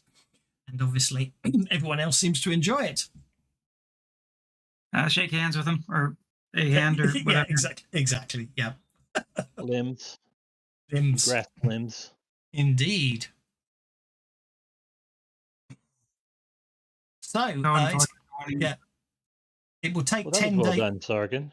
It will take 10 days for the coalition fleet to assemble, during which time it's... After the party, I do have one thing I want to do before we kick into downtime. Well, I was going to say, you've got downtime, but there's also one of the faults of Volkov says is... the 10 days do give you a chance to possibly scout out the Xerixian system if you want, or you can just hit it en masse. Anyway, what's your thought before downtime? After the party, I do want to do something before we get, after the party. Yeah, sure. Obviously, everyone's very happy with that, and obviously there is much merriment and making, and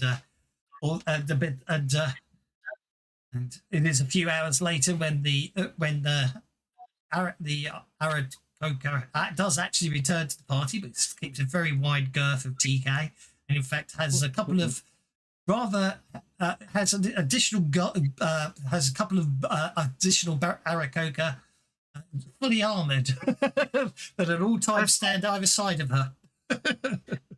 I'll end up heading back to our ship and getting what's her name?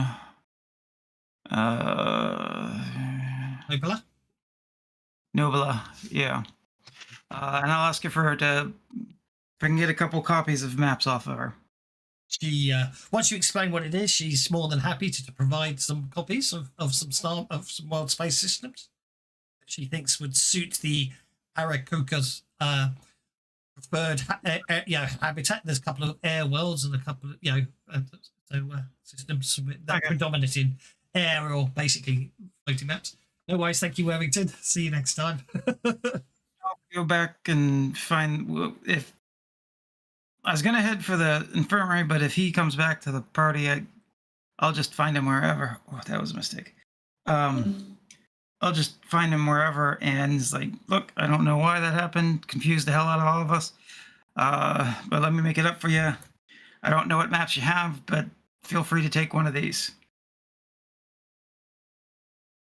as an apology. No problem. They take the map.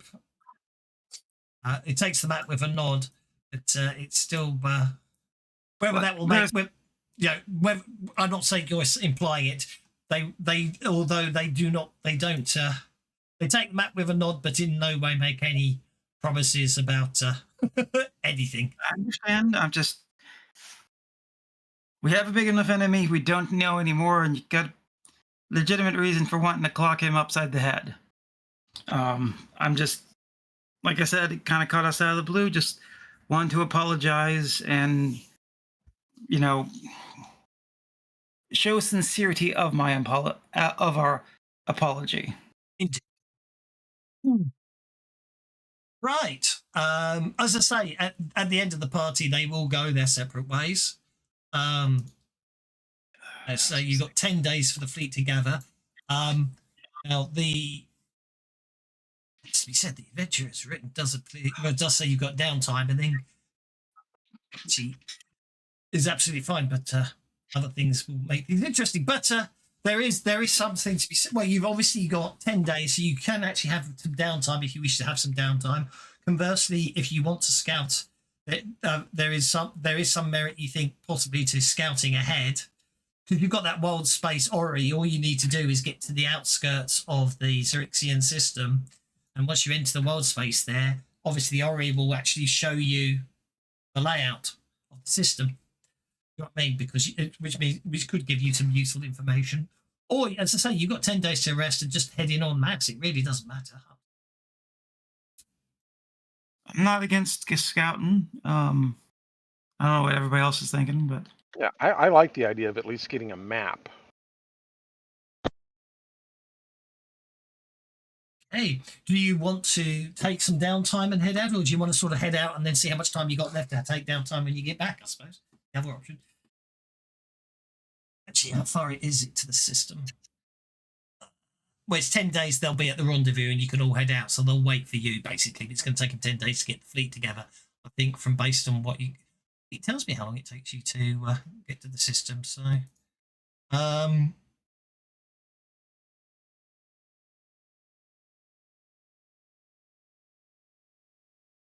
yeah, you've probably got time to get there, scout it out, and get back.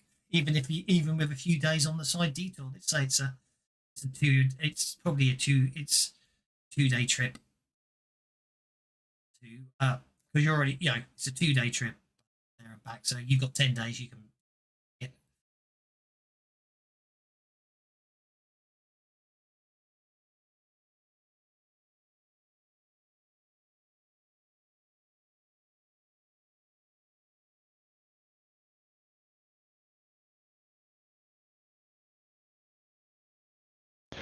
Certainly, it's going to take the time to focus.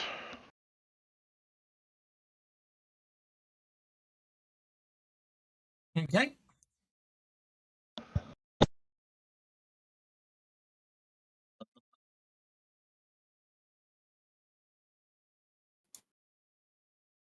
What's the one that gives you conviction?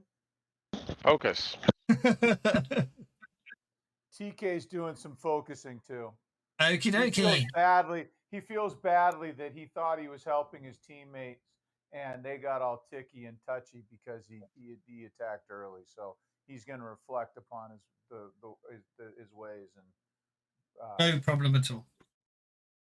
And Trista's gonna sit on her bunk and practice on her flute, which would probably be focus. That's fine. I've assumed all of you will probably go for the focus, so I've given you all the night.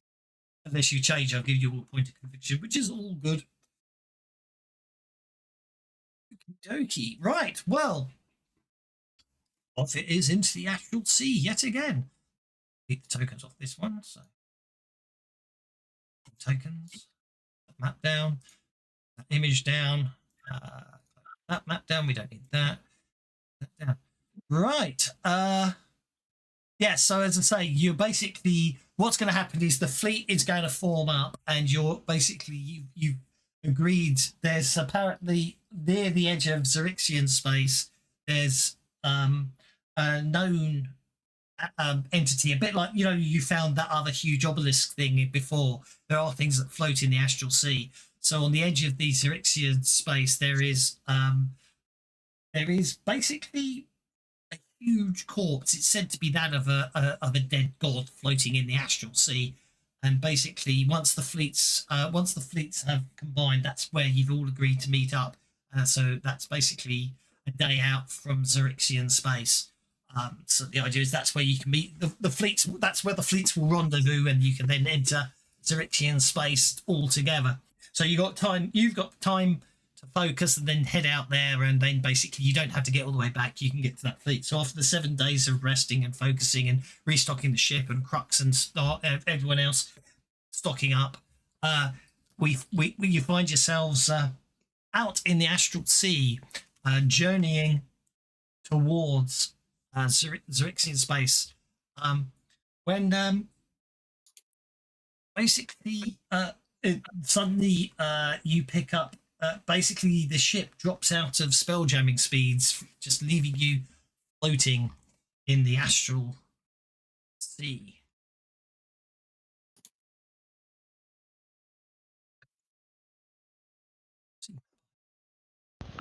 Is there something out there that distracted us, stopped us? Something stopped you, yes. Well, that's what I'm saying. I look around. Indeed. I have a horrible feeling I actually...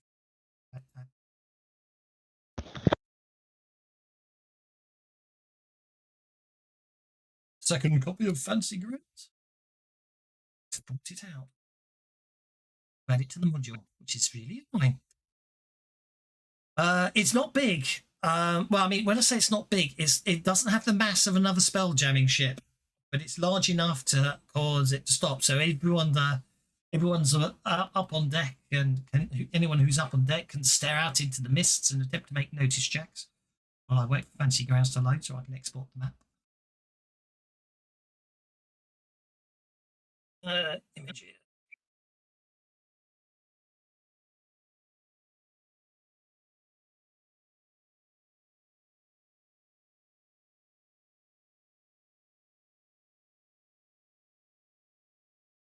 Can't find. I thought maybe I can't find. Not to worry.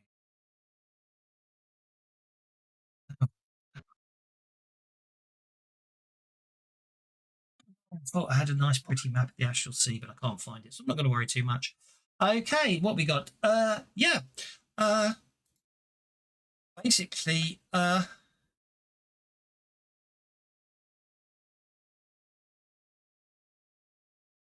the silvery fog catches the light of distant stars and coalesces into clouds that vaguely resemble faces, and as inscrutable as they are enormous. Perhaps they are the visages of gods watching over you, or perhaps they're merely figments of the astral plane, stray thoughts given forth. None of that matters, however, as a distant roar draws your attention to one of the cloudy visages, from whose mouth emerges a large red dragon. Riding the dragon is a knight clad in golden armour, their face hidden behind a fearsome visor shaped like a dragon's scowling visage.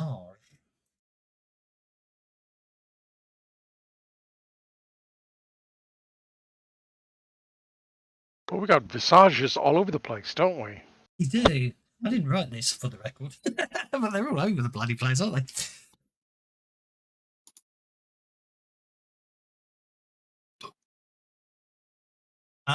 So basically, it appears to be a knight riding a large adult male red dragon about 500 feet out, sort of basically just sort of floating there ahead of you. It seems to be it seems to start on a circle of your ship, and seems to indicate that it wishes to land aboard your ship. Will it fit? What do you want to do?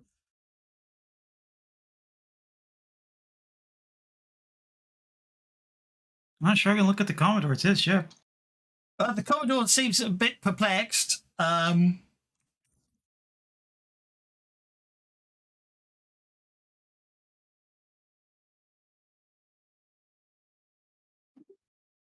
He turns to you and says, "Well, if they wanted to attack us, they would have done by now."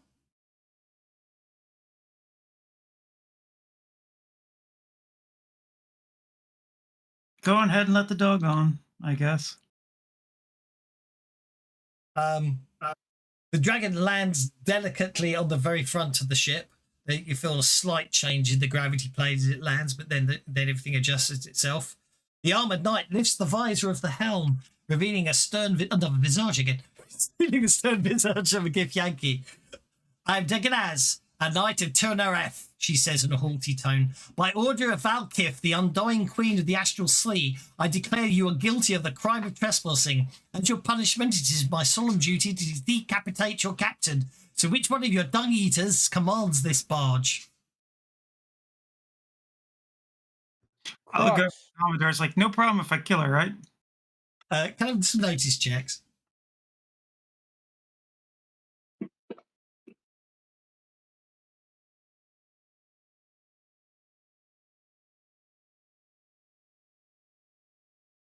You all pick up on the fact that she's barely holding she's basically desperately trying to hold a laugh in, or at least a grin, and unfortunately she is unable to do so. So before any of you react hostilely or anything like that, she then basically adds, "A bad joke on my part. I wish you swift passage through Her Majesty's realm. My dragon and I are hunting mind flayers. Have you seen any?" I don't think so. Have we? Not recently. Well, no, indeed. It's I was drawn to you for basically I detected aberrant technology aboard your ship. Seemed to indicate mind flayers. Well, and then I explained to her exactly what we're doing, what our mission is, that we need to defeat the Exali Empire, blah, blah, blah. And that we've acquired some equipment to facilitate that, etc. So if there's anything we have, it has nothing to do with mind flayers, because, they're not in our agenda right now. Do you include the numbers of ships you've got in your fleet? Sure. And by the way, No. if you guys are interested in joining us, we can use all the help we can get. And as you continue talking, Dagaz looks more and more surprised and incredulous, especially also can't help but notice Sargon getting more and more wound up. And before Sargon can interpose or object, she shouldn't be there anymore. She does respond, going, "You think a fleet like that is going to win in a frontal assault against the Xerixian Armada? You're kidding yourselves. If you want a chance to make it out alive, you're going to have to play it smarter than that. I'll make you a deal. You help me catch some mind flayers, and I'll tell you where the chrysalis is." The who? The chrysalis.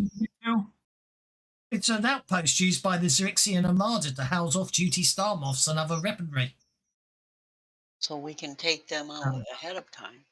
If I could get you close enough to destroy it, and therefore that would basically disable the Xerixian Armada main fleet's backup. With them still intact, they would attack you from in the rear and doom your attack. That is almost certain. So these mind flayers, you want them dead or alive? Dead. Dead. Definitely dead. It's like dead. Who'd want a live mind flayer? There are some weird people out there.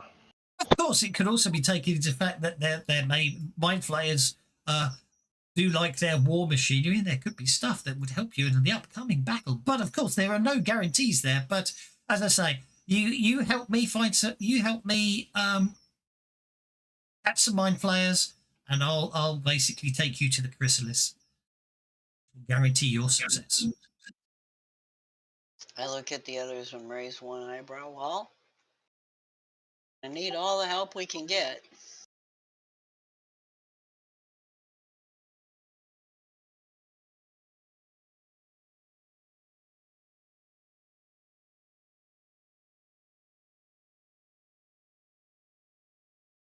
It's like Trickster's on board. What about the rest of you? Crux obviously, from a tactical perspective, thinks anything that reduces the opposing L's fleet would be beneficial, and indeed a blow of that size against them would be. And whacking a couple mind flayers is not a bad thing. So yeah, I'm up. Basically holding up some obscure item that she explains is some sort of arcane tracking device. Having cancelled out the interesting bits and bobs that you reckon is probably Pla's just on board. You know, he likes to tinker. Obviously, after erasing that from the tracking system, she looks at it and says, there's a nearby wild space system called Vermilion Space. That seems to give us the biggest signal in the area.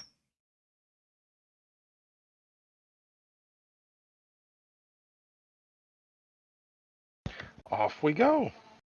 Goes on to explain that the Vermilion Space is dominated by a massive nebula known as the Vermilion Eye for its resemblance to a red humanoid eye.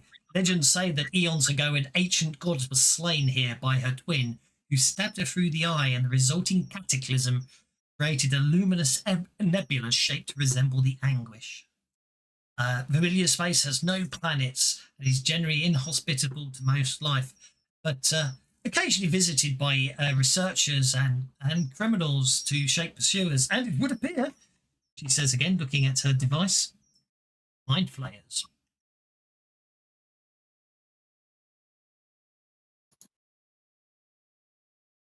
Cool. Let's go flay some mines.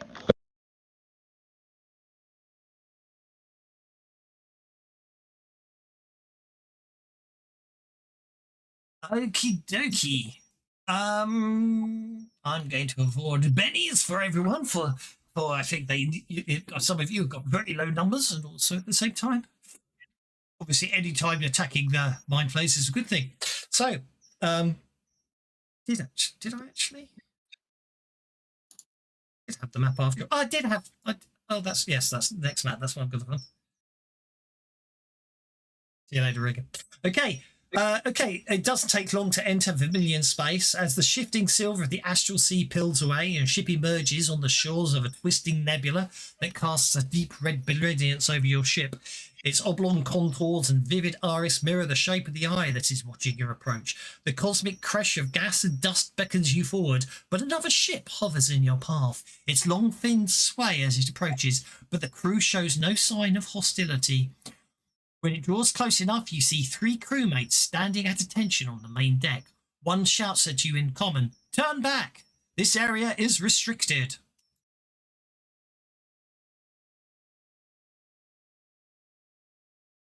What race are these crew members? They appear human. Well, I'm gonna call out to them. We're kind of hunting mind flayers, so we're not worried about the restrictions.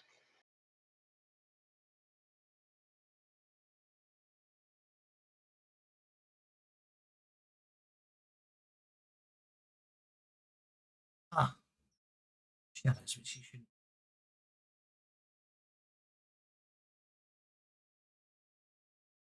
I am.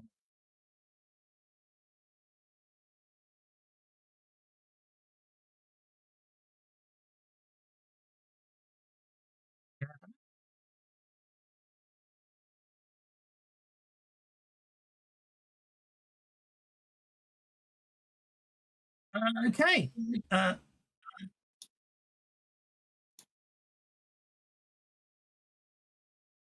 Gaz and the dragon take off as soon as basically as soon as they see the ship there. Okay, and I need to put the party on the ship, which is fine. So Sargon on the ship.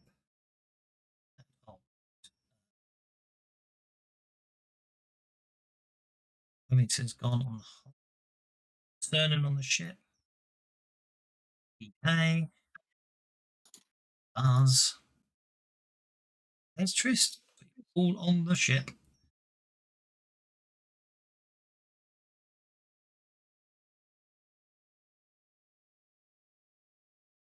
Okay. Can I have either a cult rolls if you got it? If you don't have a cult, notice checks at -4. They do not respond to your response, Trist.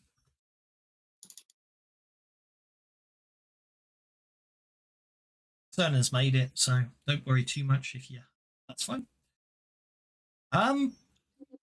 Something about it puts you off. It's the way they didn't react in any way after they stated that open thing, and the way they stand usually still. Perhaps they're already being held by mind flayers, or perhaps they are mind flayers and they're just projecting some weird image. The Gaz going. It's basically the Gaz and her dragon are quite close in, and she doesn't call it. I won't say she calls.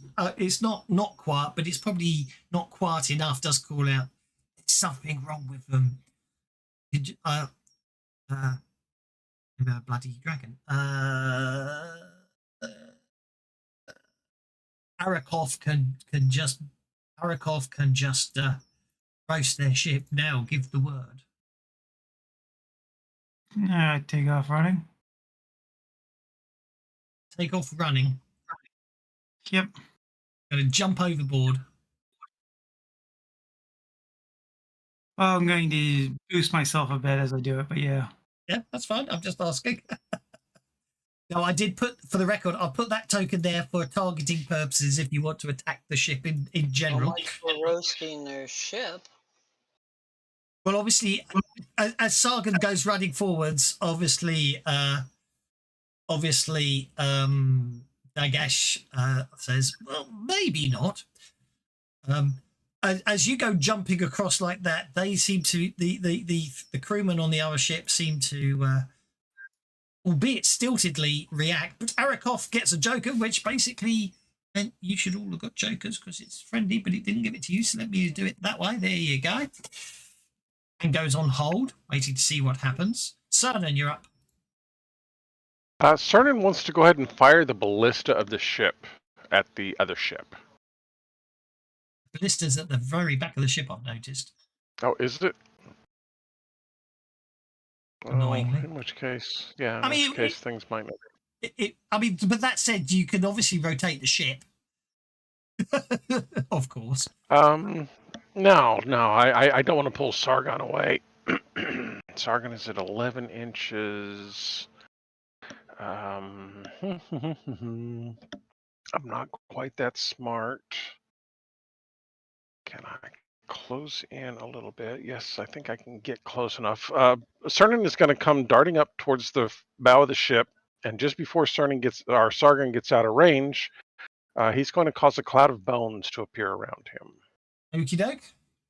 As you say all this, as I say, I said they react funnily. Obviously, one of the crewmen suddenly just says, turn back. Do not proceed. Pay no attention to the wormhole behind the nebula. You summon up a damaged field of bones around you. Was that around you or around Sargon, did you say? That's around Sargon. Yeah, I'm yeah, putting a damage field around him. Yep, I thought you said that. I realised after I misquoted you. That's a damage field. We've got enough of them. I think I'm going to go ahead and try one Benny on it. See if I can get the raise. Okie dokie. Nope. Okay. Pop the damage field on him. That's the 2d4 damage field unless you're boosting it in any way.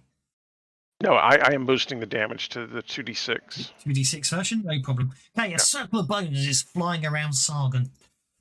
No problem at all. And you know what? I think I'll go ahead and drop the hinder on him too. Or I'm sorry, the hurry on him. I already put her on it. Actually, yeah, he's already got hurry, so you can't boost it. Oh, second that's time. right, you do. Okay. Okay. There you go. Oh, I could do Shroud. Yeah, let's do Shroud. You're shrouded by a cloud of bones. Okay. Da da da da da. Okay. All right. There we go.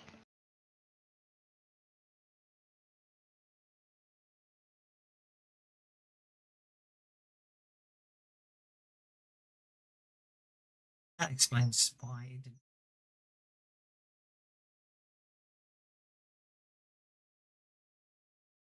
To ground unity. Tokens. Campaigns. I can just leave it as a P. It's not. Okay. Oh, so then the last thing, you get to make a notice check. I get to make a notice check. Dun dun dun. Me as well. At the end of each of your turns, you'll get to make a notice check, basically. Okay. No, nothing to worry about. Don't worry. Really, Yep, didn't think so. didn't It's all think so. good. That's okay. Okay, crewman number 1. Well, the crewmen are basically just standing there and they go on hold. That brings us to TK.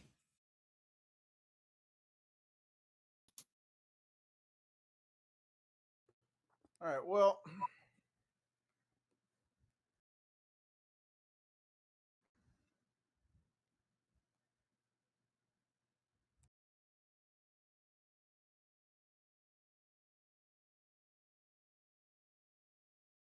Well, nothing else, though. Disconcerting. It's another person who's just jumping into the realms of space. Obviously, with momentum, you will fly across and you can then land on their ship, of course, yes. And a minute that you can obviously, when you leave a ship, you take a minute's worth of air with you, so you should be okay. And the air bubbles between the two ships are probably there anyway, so you're probably not leaving it. So if anything goes wrong and you fail to land in the other ship, then you could be in trouble. would my environmental protection cover me on that? Not completely. Hey, I think You have to do it like once for the cold and once for air, or something along those lines, I believe.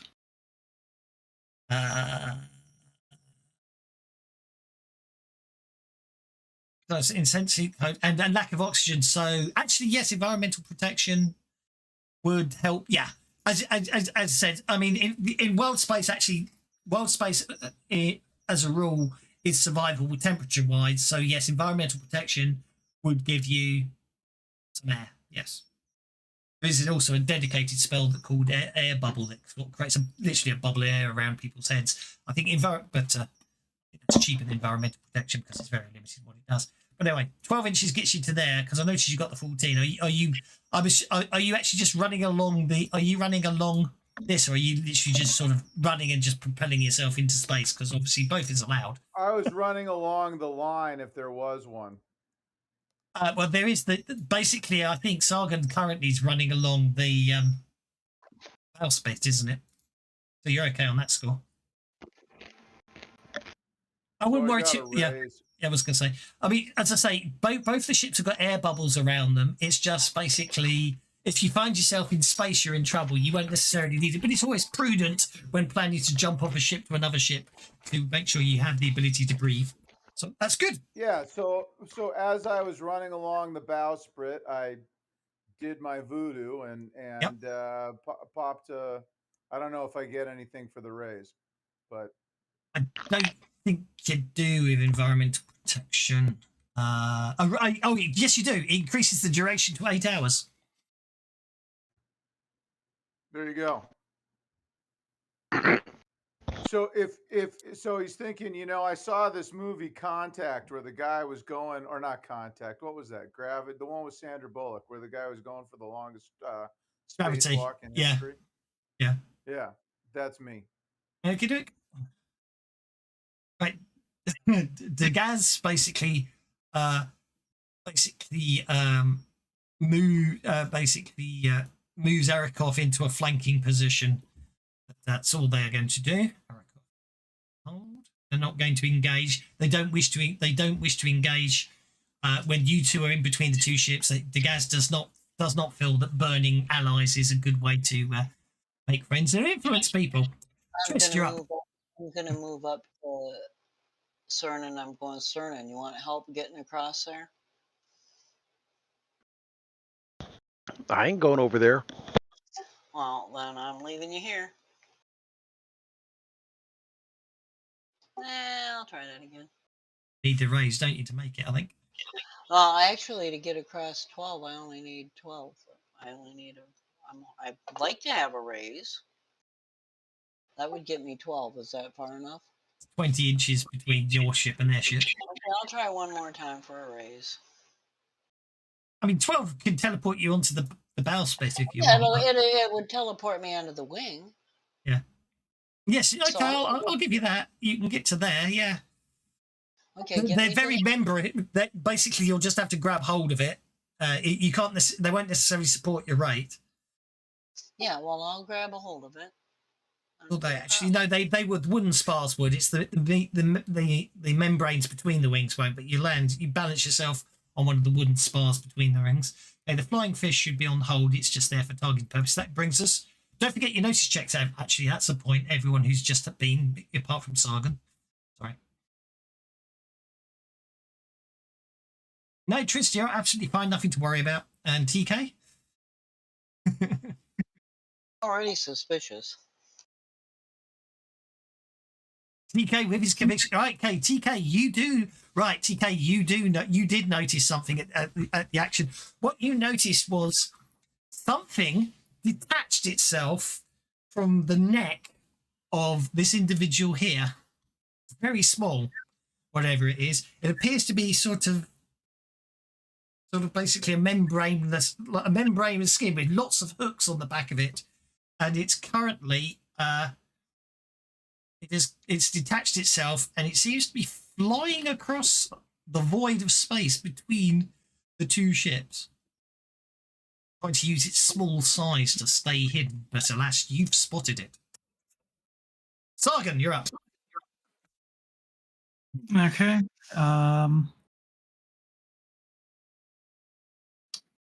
That's 2, 4, 6 points.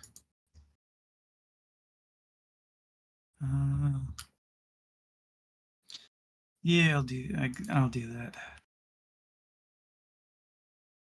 As I'm getting towards the end of that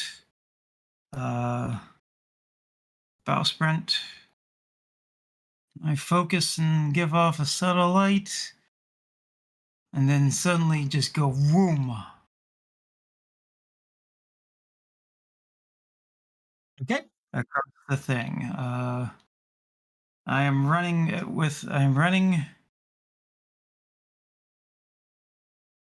greater speed. No, so I do have to roll it. Yeah.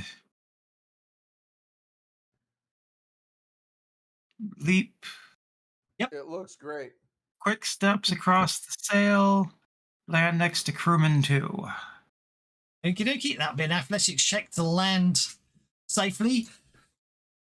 As someone has already pointed out with gravity, otherwise you tumble and overshoot. Just an athletics check to just grab hold of some part of the ship or rigging or something to stop your forward momentum. Otherwise, you can move. Otherwise, you'll move another 4 inches. Is basically it. Yeah, you're fine. You grab hold, as you say, you grab hold of some of the rigging and swing yourself and land next to crewman 2. As I say, the athletics is counted is not part of your multi-action in terms of an action. It's just part of your movement across, if that makes sense. It does obviously affected by your multi-actions, but obviously it's just part of you running and landing is what I'm trying to say. So obviously now you can perform your action you wanted to perform as part of your multi-action. Not sure whether these guys are enemies or allies, so I'm going to not go for the kill. Mhm. I should need to make this non-lethal. And make that non-lethal.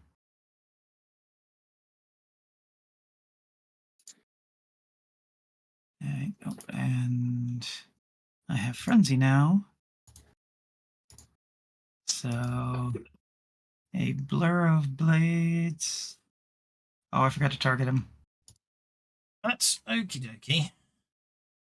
That was number crewman 2 with a 6 and a 5. Hit him once.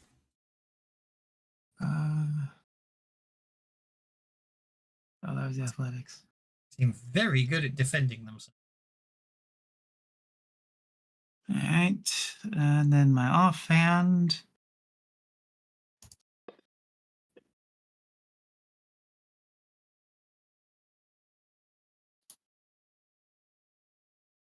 And then my third attack. Yeah. One hit. Hang on. Why is it saying very small for crewman 2? Not very small.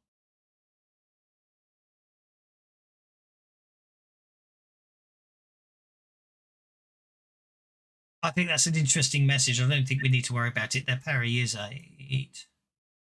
Why is their parry 8? Their parry should be 6.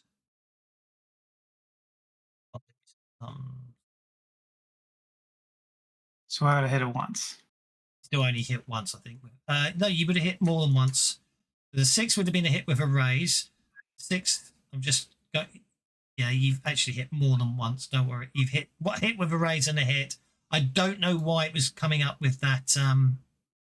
Don't know why it was coming up with versus small. And they've got a D8 in fighting. Their parry should be 6, not 8. I obviously was looking confused when I started them.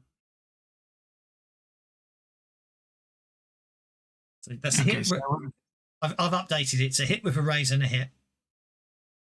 okay.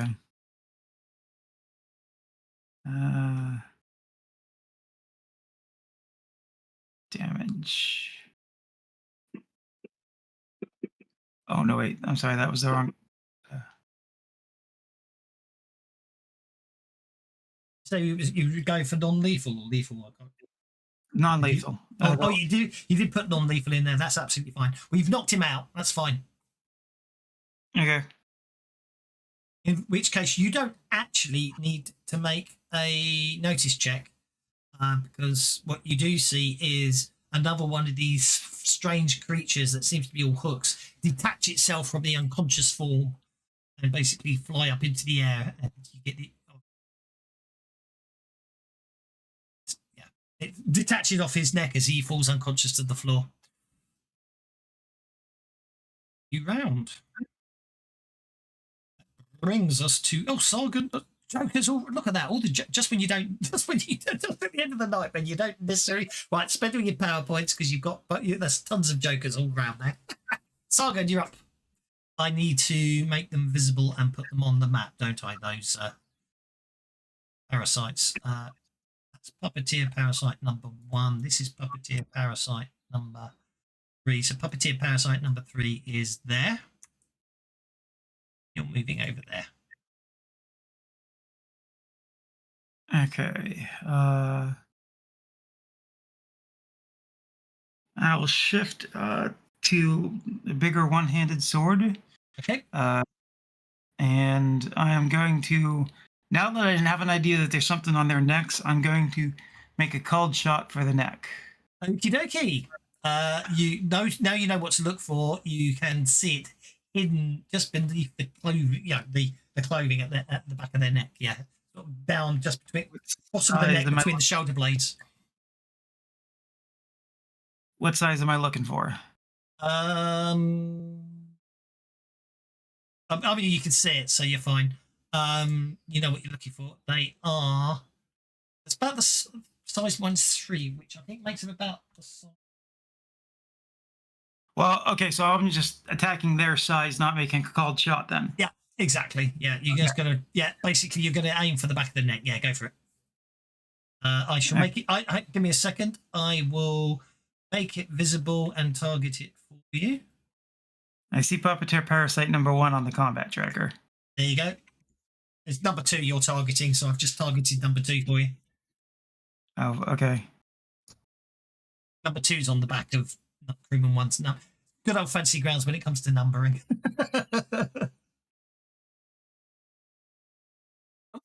You've untargeted him. I'll put. I had too many. I ended up with too many targets. I got it. Okay. I got it fixed. Yep. There we You go. got it fixed. Go for it. So, multi-action and no combat tab.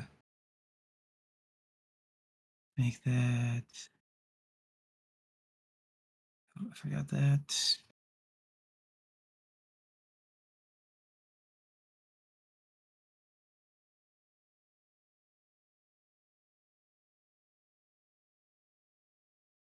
Okay, so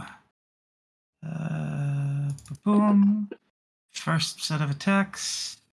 You hit it. Okay.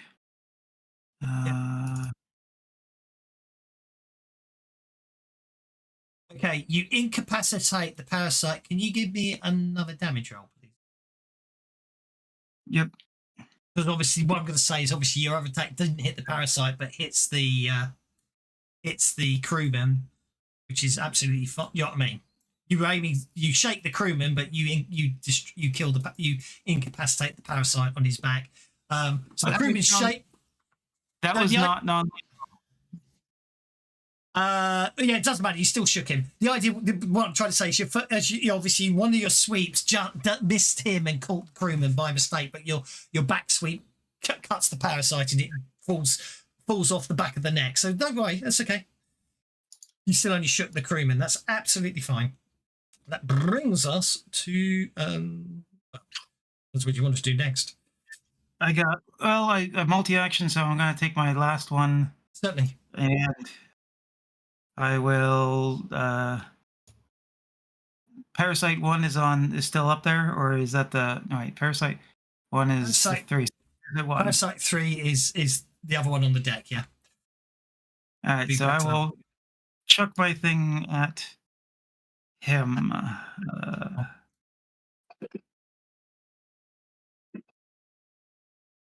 He hit it with a raise. The actions and everything.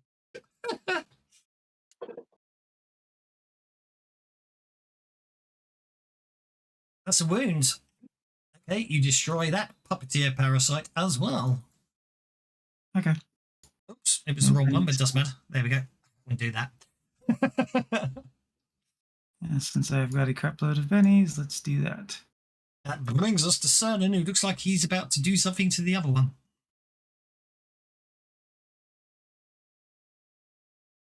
Yep, I'm going to spray out a fan of bones at him. Okay, I've got him targeted for you. Go for Yep. it. I need to step back from that guy who's shaken, Okay. so I don't kill him with the bones. Oh yeah, good point. Nicely remembered. Well, I didn't remember till he said about the bones. Like, oh wait, I got damage field on him. I'd forgotten as well. Really? It's very small, I'm afraid. Yeah. Well, it's an area of effect thing. I was just trying to get the raise. I mean, the spell goes off, and he's going to take the damage.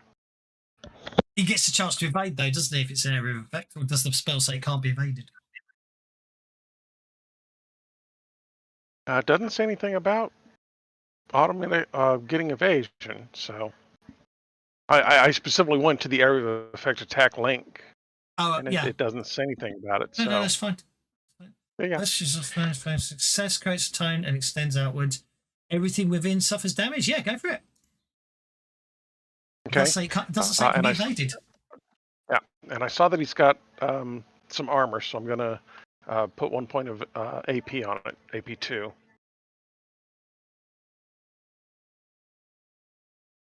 for 10 points. Okay, it's down. Okay. Splat. Okay. TK. I mean, for all intents and purposes, that is with the parasites defeated. That is the end of combat. But obviously, if you want to do something impressively heroic while you've still got your conviction before it expires, now's the time to do it. Well, I don't think there's much to do. So, how about I try to heroically apologize for being impulsive when we were arguing with the other people? Sounds good to me. Arakov and Dargish come back, and I think at that point, then we shall leave it this time. It seems a good point to leave it.